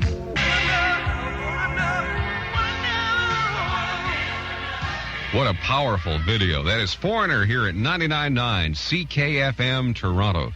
I hope the video portion came through for you this morning, too. We're having a little trouble just adjust the the vertical. It is 7:20 in the morning, 15 or 60 degrees Fahrenheit, and showers are on the way. We're not going to fib to you this morning. Last couple of days, Fahrenheit? we predicted these beautiful sunshiny days, and we got rained on. But it's going to be rainy today, tonight, and tomorrow, as a matter of fact. Maureen Holloway's up next. She'll have a check on traffic. Stand behind you. 7:22 with John Donabie. Time for traffic brought to you by City Buick Pontiac Cadillac. Here's Mo. If you're northbound on Jane, expected delay approaching Steeles. 2 cars have collided. It's just great to hear this. Like, this is kind of when as I understand it, there was an attempt to compete with Chum FM. I guess CKFM was trying to get more youthful and. 404 Parkway combo busy through Highway 7 and John Street. The 401 is problem. Let's listen to the last minute here, only because I actually can't get enough of these old clips. Like, I just love hearing this stuff. And I'll have an update after the 7:30 news. Always. Thank you, Maureen. All right, here's Bruce Hornsby in the range with new music. followed by Classic Beatles. Take you to news time at 7:30 with Mike Stafford. This is the Valley Road, 99.9 CKFM. Beatles, 8 days a week from 1965 here at 99.9 CKFM, along with New Hornsby in the Range. We'll be back with the likes of Gloria Estefan and the Miami Sound Machine and John Lennon. But right now at 7:30, it's time for news. Good morning, Mike Stafford. Good morning, John. Somebody forgot to turn on the sun. Cloudy with showers today, tonight, and tomorrow. A high today and Friday, 16. Tonight's low down to 10. Midtown, it's 15 degrees. Coming up, Glenn and Maureen with sports and traffic. The CKFM forecast, cloudy with showers, 16. Showers tonight, 10. Cloudy with showers Friday, tomorrow, a high of 16. It looks cloudy for the long weekend as well. Midtown, it's 15. I'm Mike Stafford. CKFM News and Sports next at 8 with Dave Agar. 7:37, here's John Lennon with the number 9 Dream at 99.9 CKFM. What a clip. There's lots of you. Fantastic. I mean, we get some Maureen Holloway doing traffic. We get Mike Stafford doing news. Dave Agar, who I recently retired, I believe, from 10. I just have to say this, and that is, I don't like hearing myself, generally. I like that guy. And I'd like to take full credit, but I have a funny feeling it was the engineers just working with the... God, I sound so ballsy in there. It's just, I love... Honestly, if you hadn't told me and my name wasn't there, I'd go, who is that guy? Yeah, so smooth. Yeah, right. I always wondered, because I always thought, I should be the last guy to host anything because I grew up listening to voices like that on the radio and thinking that you got to sound like that to broadcast. Wow. So who am I with this voice to compete with what I just heard right there? You're a personality. You'd probably do really, what you'd really do well with too is commercials and stuff. Because I got an agent that didn't want me because he said I sounded like I was in radio. Right. They're looking for the real guy in the street. Authentic voices. Authentic. Hook me up with that agent. You're authentic. I'm the real deal. Toronto Mike. I'm not using any of the engineered tricks to make me sound like John Donabie. That's great. So that was 99.9, and then you mentioned CKEY. That was your next stop. Yeah, right? Key 590 they called it. Yeah.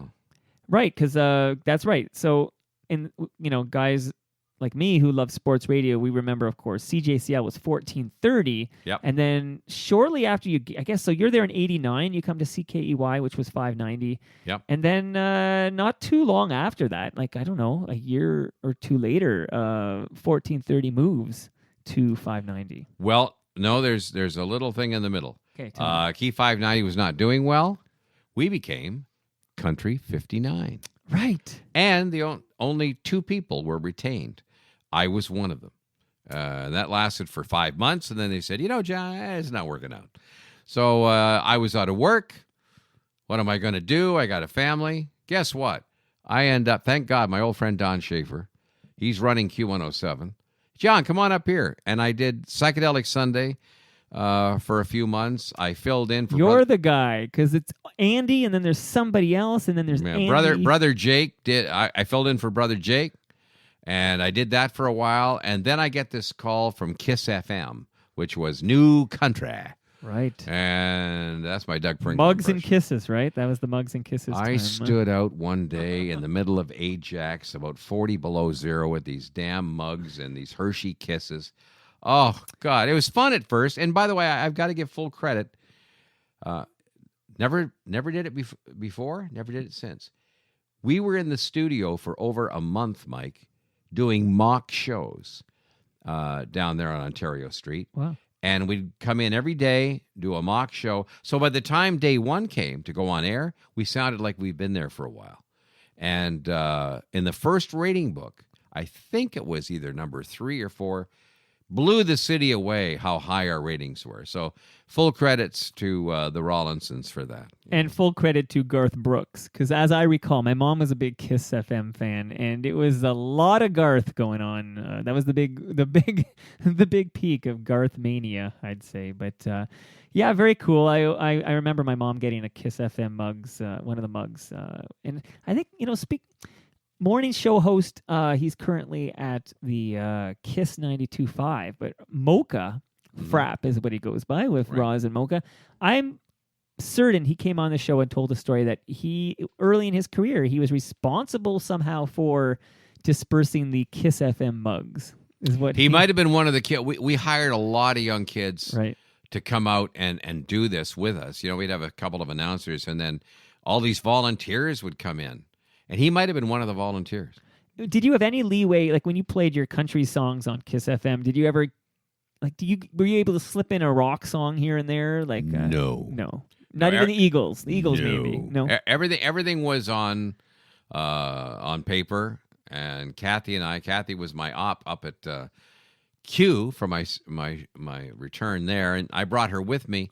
And no, it was all mapped out. The philosophy of New Country was it wasn't Merle Haggard who was the guy who made the format. It was the Everly Brothers and people like that. And you either loved New Country or you didn't, and you stuck with classic country, you know. Thought you might have been able to slip an Eagles song or two in the mix. Well, if it was slipped in, it was slipped in by the people gotcha. who was doing the format. You know? All right, now talk to me about your. So why do you leave Kiss FM, and how do you end up back on CFRB? That's next, right? Or have I missed anything? No, there's a lot of steps here. This is a very, very I know. interesting As Ted Waldischen used to like to say, "Hey, John's worked at every radio station at a subway stop near you." and the truth is, I have the chance to say it now. I just didn't quit and things like that. I would get offers. I got offers my entire career, and I knew what the equation was of how much money I would have to make in order to leave. No, Kiss FM. I got let go at Kiss FM. Yeah, that was the trip. So anyway, I'm out of work, and I went to see Bob Lane. Bob said, "I think you're done for Toronto, John. I think you are. You've been here a long time." I said, "Yeah, I guess so." And then one day I get a call from this friend of mine, Peter Donato, and Peter says, "Hey, John, I just had a meeting with Gary Slate and John Marie Heimrath, and Gary would like to see you." So Gary, I told this when I was inducted into the Broadcast Hall of Fame in 2013. I told this story at the dinner, got a lot of laughs. I phoned Gary. We have a nice chat, and he says, "I got nothing for you, John. I just want to know how you were doing. And why don't you look at Easy Rock?" Because he hadn't bought that yet. And I said, "Nah, done that, Gary. But thanks very, very much." "Well, I got nothing for you." "Yeah, I know, Gary. Okay, I understand that. Well, thank you very much." He did that like 3 or 4 times. Huh. And then he goes, "Well, why don't you come down and see me?" So I went down and I'd sit in the office with him. "Well, I don't have anything for you, but I just wanted to see you." And that went for a while. So I said, "Well, Gary, I better get going. I don't want to bother you anymore. Follow me." And he takes me down the office, and he opens this door, and it was like the prize closet where we kept all the prizes for the 2 stations. In there, enough room for 2 people in the room and a desk, was Steve Couch, PD of CFRB. He just walked out. "Couch!" "Yes?" "Find him something." And he leaves. Wow. And so I sit down with Couch. He says, "Look, Glenn Crowder's doing weekends. Why don't you fill in for Glenn?" "Oh, okay." So we talk for a while, and I leave the room. And I go back to Gary's office, and I told this story when I was inducted, and it was just very funny because I go to Gary. "Geez, thank you so much. But there's only one problem, Gary." "What's that?" "I've never done talk radio." And he looked at me and said, "John, what do you do between records?" I said, "I talk." "Then talk effing longer." And we both laughed. And he was very gracious. Saved my life, really, because my daughter was heading to university in the fall. I didn't know what I was going to do. And I stayed for 15 years until Gary sold the place. And then I managed to stay a year through Astral. And that's when, you might remember, Jane Brown, myself, oh, God, there were about 40 of us, I guess, over 2 years. Most of it was, due to age and money and things like that.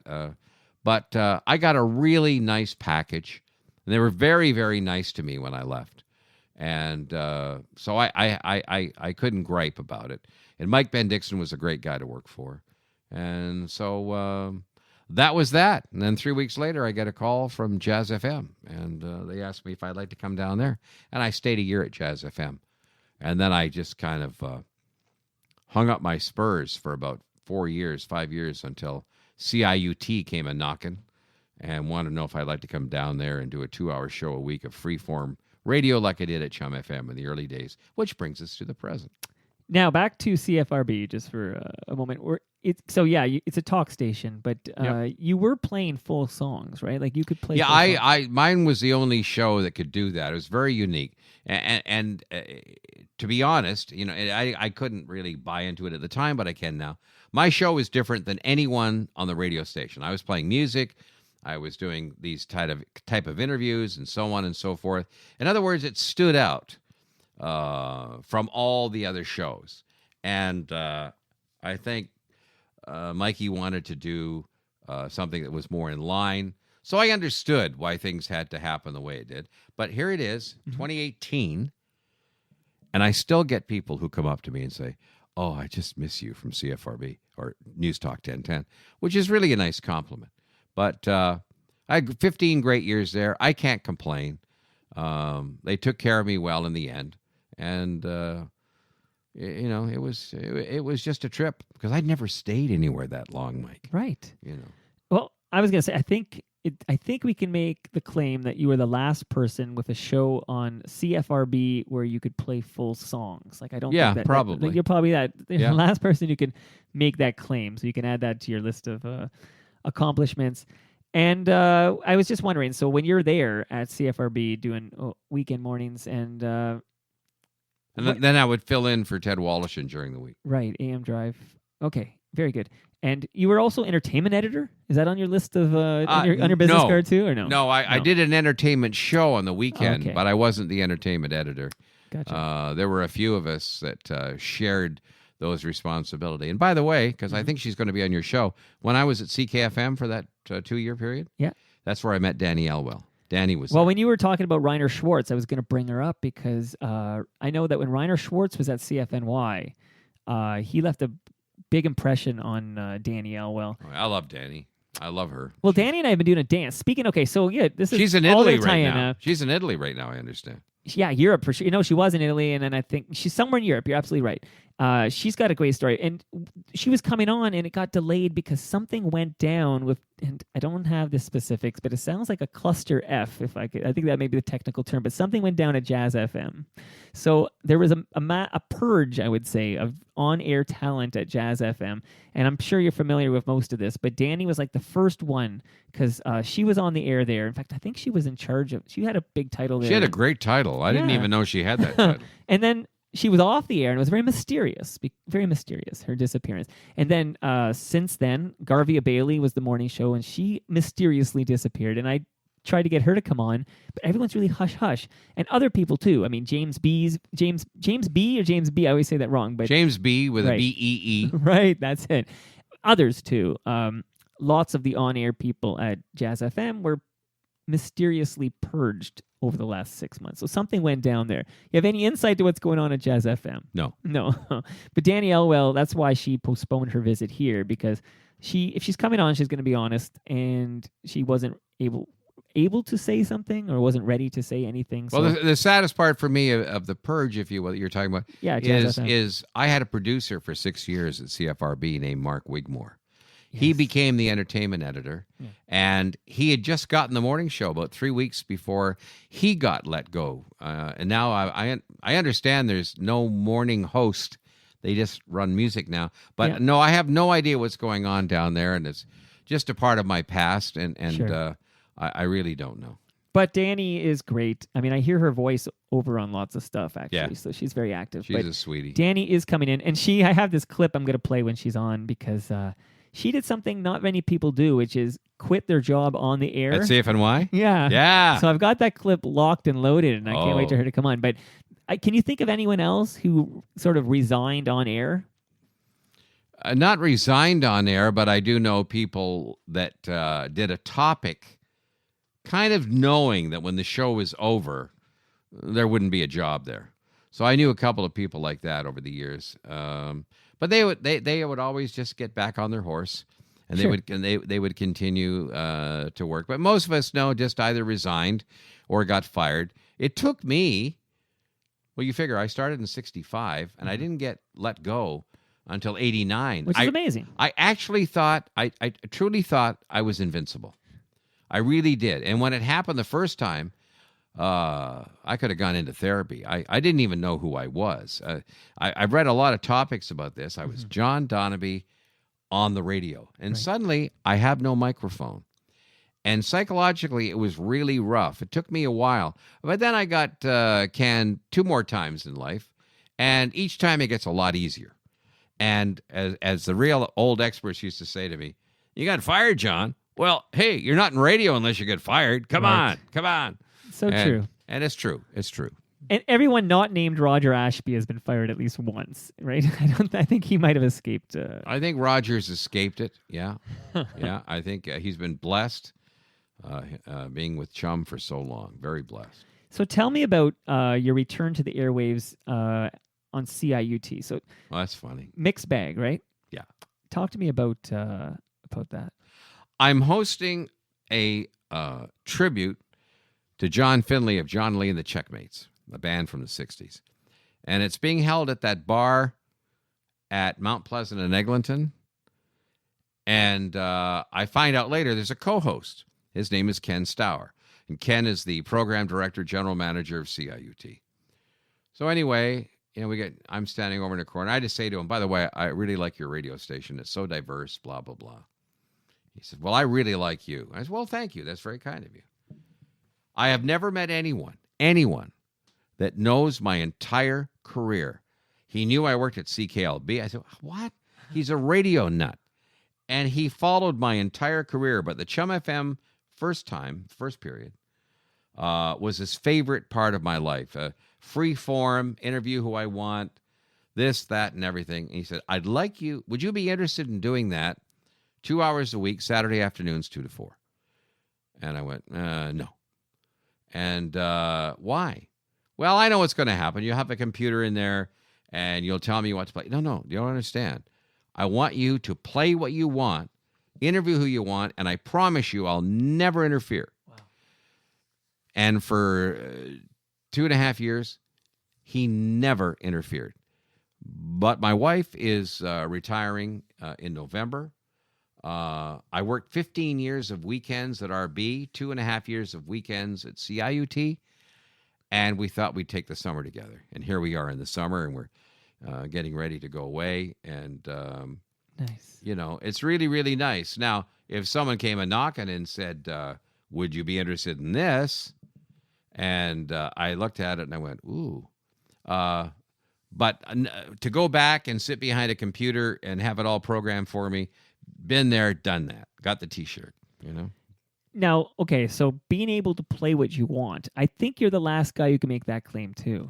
Very, very important to me. Yeah, probably the last bastion is CIUT. And I wasn't the only show that could play what they wanted. And that's where Ken was able to get people like us. I don't know if anyone out there knows this, but I never got paid for the last 2.5 years. Nobody does. You're called a volunteer. And if I can stress this to anyone who wants to fall in love with radio, you're in love with radio when you do it for free. And I did it for 2.5 years, and I could have continued to do it if my wife and I were both a little younger, I guess. But we have a lot of other things we want to get accomplished. But, by the way, a little exclusive here. Yep. Ken and I have a little deal. I will be coming back from time to time and doing specials. And that'll be nice. Cool. So, yeah. Speaking of David Marsden, he's come up a few times here, but when he had the show on The Rock David in Oshawa, came more than once, and I'm just getting here. Okay. He's come up a few times, like in discussion, but he's only been here once, actually. But when David Marsden was at The Rock in Oshawa... oh, yeah. I know he swears, and I believe him, he was allowed to play whatever he wanted. Yes, he could. Until the program director... Much like how your show on CFRB didn't fit the rest of the station. And I find this a lot. Like Scott Turner's been over. He had a show on Edge 102.1 The Edge called Spirit of Radio Sundays, which didn't fit the rest of the station. And it was very popular. It was excellent. But when there's that outlier, a lot of times you eliminate the outlier to be consistent, like across the station or whatever. And so that happened to Marsden on The Rock. It did. I have friends that work there at Durham Radio. great company, great owner. But the programming people felt that here's this radio station. It goes like this. All of a sudden. Right. Hard rock kind of thing. And then, yeah. And it actually doesn't matter if you do really well. Right. Because you can't be an island. Right. I'm just going to take you back for 1 second. When I was at Chum FM, John Gilbert did a talk show on Chum AM, 10 to noon, I think. He had tremendous numbers. And they let him go. And I went to J. Robert Wood, and I said, Bob, help me understand. He said, okay. When people listen to 1050 Chum, John, they push a button, they expect to hear music. We tried this experiment for a couple of 3 years, whatever it was. John had great numbers, but the moment he left the show, at the end of the show, the numbers would change. And he said, I just decided I wanted absolute consistency, 24/7. And, that was part of my problem at RB, too, and David's problem, too. No matter how popular his show was, it didn't really gel with the rest of the radio station. So eventually, the bosses decide, okay, we're going to make it consistent. And so, because David loved it out there. They let him do anything. He'd drive out there. He'd have suitcases of vinyl. I went out and watched him do the show. I was on his show one night. And that was great, man. He's so creative. He and David Pritchard, probably the two most creative people. Pritchard, number one. He was frightening to watch. Things, you could see his eyes and the stuff he would do, and things would just come out of his mouth out of nowhere, and you'd go, where did that come from, And he's no longer with us, sadly. So. Right. Yeah, I know. They made a documentary in which David Marsden is featured. I don't know if you caught that. Yeah. Roger King was the guy behind it, and along with American Jocks, and very well done. Yeah, they could Play What You Want or something. I think some title like that. Now, you know what David did when he lost his gig at The Rock is he started a digital station, if you will, the Spirit NY. I think it's called. Yeah, he's still doing that. Right. Have you considered doing something like that? You're a musicologist who has such a wealth of information about music and loves music. You need to be somewhere. Well, when I saw him at the party, I said, so David, are you ready for me yet? John, call me. I suppose I'm not going to put words in his mouth, but I get the feeling that if I wanted to do a show there, I might be able to, but I don't know if I'd be as far out or as bizarre maybe as the rest of the station. I might be a little straighter. I don't know. Yeah, because that's one of the few stations you never worked at, CFNY. Never worked at CFNY. Never worked for Rogers in this town. So I didn't work everywhere. It's not too late. I'll see if Julie Adam has room for you on the roster. Julie was my op, by the way. What is she? When I went back to Q107 in 1994 or whatever, she was my op for a short period of time. And she was also the assistant music director when I was at Kiss FM New Country. And then Rogers bought the station. Mm-hmm. Almost everyone was gone, but they kept her. And boy, was that a smart move. Smart move. She was and is close friends with Liza Fromer, who was doing some stuff with Q there back then. But it's funny how I've crossed paths with Julie a few times, but she's come up on this show with the Aaron Davis story. I guess she made that decision, to let Aaron go and then made the decision to bring her back. I think she's heavily involved in that story. But let me ask you about, so yes, I see you, and if it's not a podcast, it's something like what Marsden has going on, but because you need to, after your trip, and I hope you enjoy it with your wife and enjoy the summer, but you're going to get the itch. You're going to need to share this somewhere. So a podcast, for example, I know, too bad you live in Scarborough. I advise you and your wife, you move to Southwest Toronto, and there's a spot here for you. I didn't even know this place existed. No one does. It's our little secret. No, but I mean, the trees are all, oh, it's beautiful. It's Lots a beautiful the lake is really close, too. Like you're right on, it's beautiful, beautiful down there. But is there a format now? So in your illustrious career, is there a format you haven't worked? Because you've mentioned country, and there's rock, and there's... I've done rock. I've done country. For a little tiny bit, when I started in radio, I did a little bit of classical. I've done jazz. You've done jazz, yeah. What else? Talk. I've done many formats, and that's one of the things. I was called once by someone very important, a consummate pro, which means I can jump from radio station to radio station and fit in very, very well. That's been said by other people. That's not me saying it, but it's a nice compliment. May I name a list of some people that you've conversed with during your career? Just going to run down a list, and then I have a question at the end of this. Okay. So, Gregory Peck. In fact, Gregory Peck. There's a story about you. Speaking of Roy Thompson Hall, but I hosted Gregory Peck at Roy Thompson Hall, and we chatted for a while, and I was just in awe. Wow. Robert Duvall. Yeah. George Carlin. Yes, who said to me when he walked into the Chum FM control room, "Hi, nice to meet you. Let's get something straight. I don't do funny in interviews, so don't ask me to be funny." Okay. Never forgot that line. Very interesting. And he's a legend, George Carlin. Yes. Who else? Let's name some people like Bob Dylan.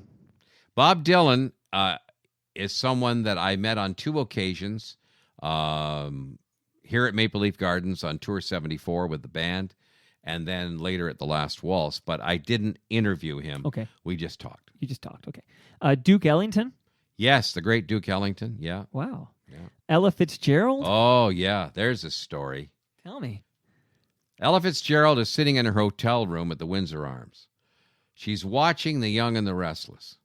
I'm brought into the room. Gino Empri, the late Gino Empri. Right. What a very flamboyant publicist. He walks in the room, and he's talking, and she's like, shh, shh, shh, He walks right over to the television set and turns it off. Well, that didn't set it up for me very well at all. So this is your first interview. It's John Donabie. I had done massive, massive homework on Ella Fitzgerald. So I start talking about her career. And she finally says, look, I appreciate all the homework you've done. You're dead on. I don't want to talk about this stuff. Miss Fitzgerald, what would you like to talk about? Let's talk about some of my recipes. Let's talk about my grandkids. I said, okay. What's the favorite thing you like to make? And I led her down that path for about 10 minutes. And then I managed to make a turn and bring her back to music. That's how you do it. Yeah. Tony Bennett. Tony was one of the greatest interviews. And then I threw him a curb when I said, by the way, Tony, is it true that you do egg tempera paintings? How would you know about that? I said, my father was an artist. He did watercolors, he did oils, and then the big, big, tough one. So we got into a whole conversation about egg tempera, and that let me lead him down another path. B.B. King, wow, sitting backstage at the Sony Center. And I've got my son with me, who's like 9 or 10. Mm-hmm. And he's trying to remember a song, Mike. He's trying to remember some song. Or no, some artist. He said, I can't remember who did that. And I said, BB, that would be Sister Rosetta Tharpe. My son is sitting in front of him. He looks down at my son. He says, do you know now why I like your father so much? Wow. Yeah, thank you, John. Anyway, that was just a thought that came to mind. No, that's great. Just a couple more here before we're going to kick out our jam. But Joe Cocker? Joe Cocker, I didn't interview. Larry Green did, and it was the funniest thing you ever saw. I could do it here, and then I'll have to explain what I'm doing. They say, so Joe, blah blah blah blah blah blah blah, and Joe went. What I'm just doing there is nodding my head. Doesn't work on radio. No, it doesn't. And he kept nodding his head. If I said, Joe, we're on radio. Oh yeah, man. Okay, man. And no, that was Larry Green. Wow. And hopefully I got this one right too, but ZZ Top? Yeah, Billy Gibbons. I interviewed Billy at Chum FM, and that's how I found out that he actually owned Hendrix's guitar, one of Hendrix's guitar. Wow. He was really, really nice. Really a great guy. Seals and Crofts and I became very close back in the early 70s. I almost left radio to go and be their road manager in California. Wow. But then I chickened out. Well, we're glad you did, actually. Now, just before we kick out our jam, those are some big names, and I'm sure there's many, many others, but is there somebody that you didn't get a chance to interview, but you wish you had? Oh, I should have studied for that. It's the only trick question here, and then we're going to kick out a jam. Yeah. Oh, gosh. Let me think. And I don't mean to put you on the spot. No, it's okay. Maybe there was somebody who eluded you, and... Yeah. I'm sure there is someone. Unfortunately, I just can't think of who it might be at this very second. I'll call it in for you, and you can insert it. I'll add it. I'll add it in post, as we say. Yeah. Here, let's kick out a jam together, shall we, John?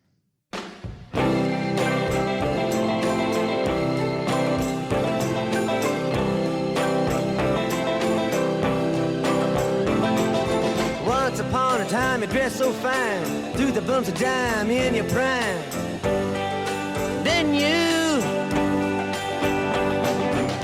people call, say beware doll, you're bound to fall. You thought they were all kidding you. You used to laugh about everybody that was hanging out. Now you don't talk so loud. Now you don't seem so proud about having to be scrounging your next meal. How does it feel? How does it feel to be without a home? Like a complete unknown, like a rolling stone.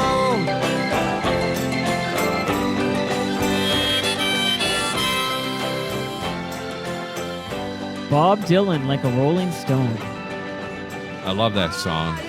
I really love that song an awful lot, and maybe because of the beginnings of when I first saw him perform it. It came out in the summer of '65. That's when Marsden came down to Oshawa to sit in a Rock and Roscoe show, and he wanted to hear it.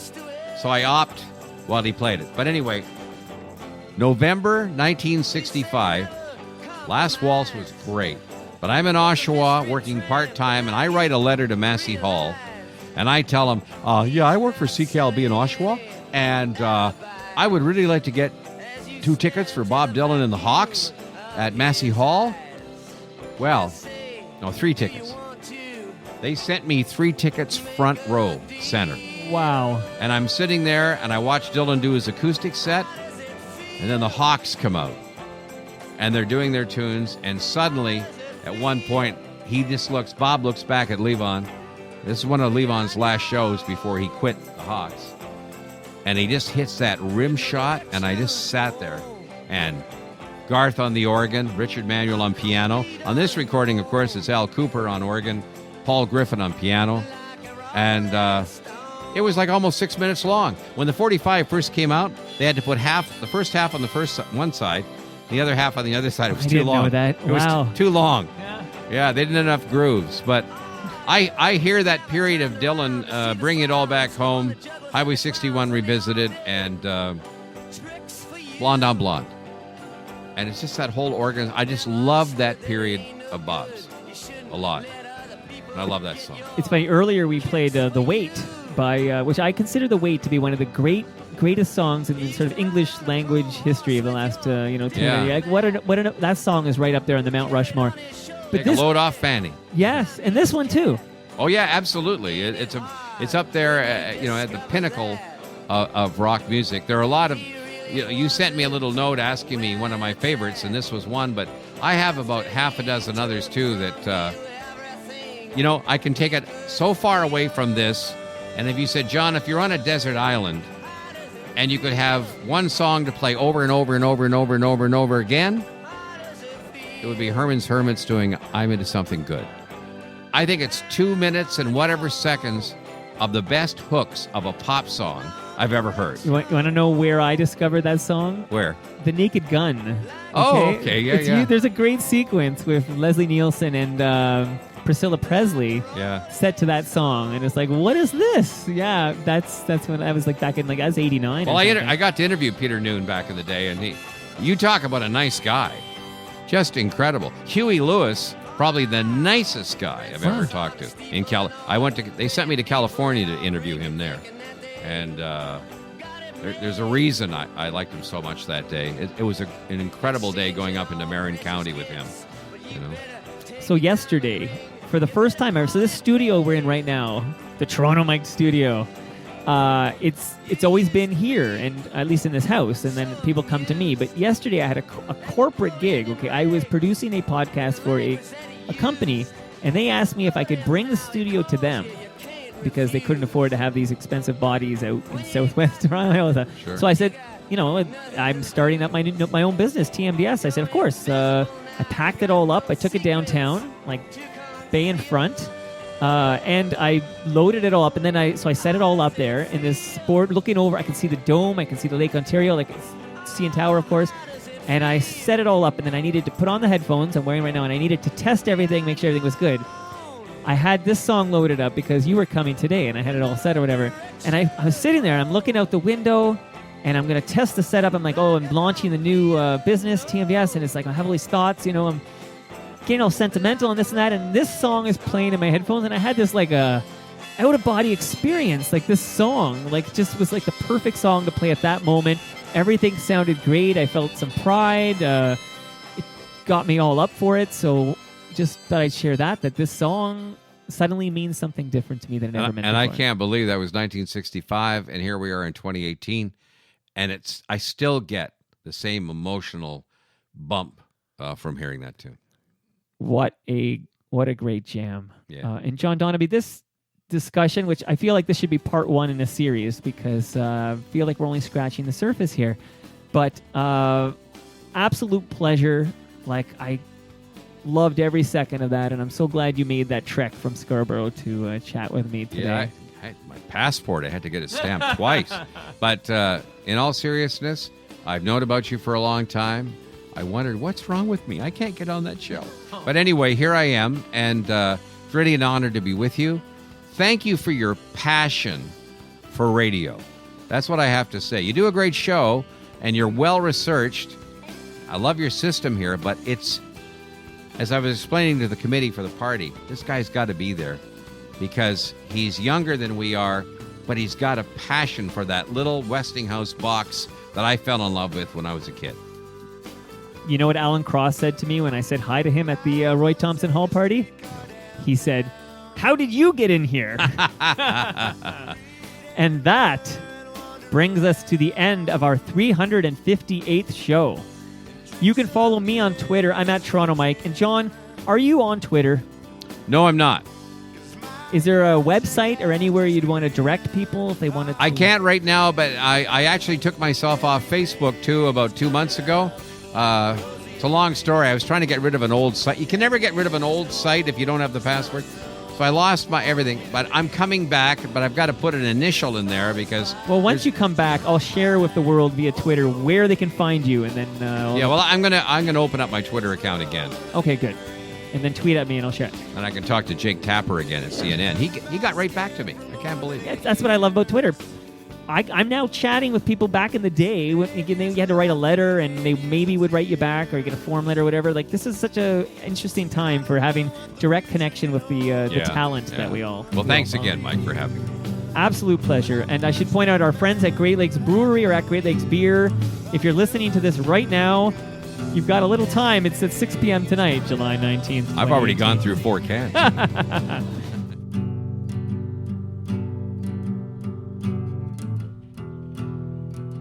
John Donabie was 78 years old.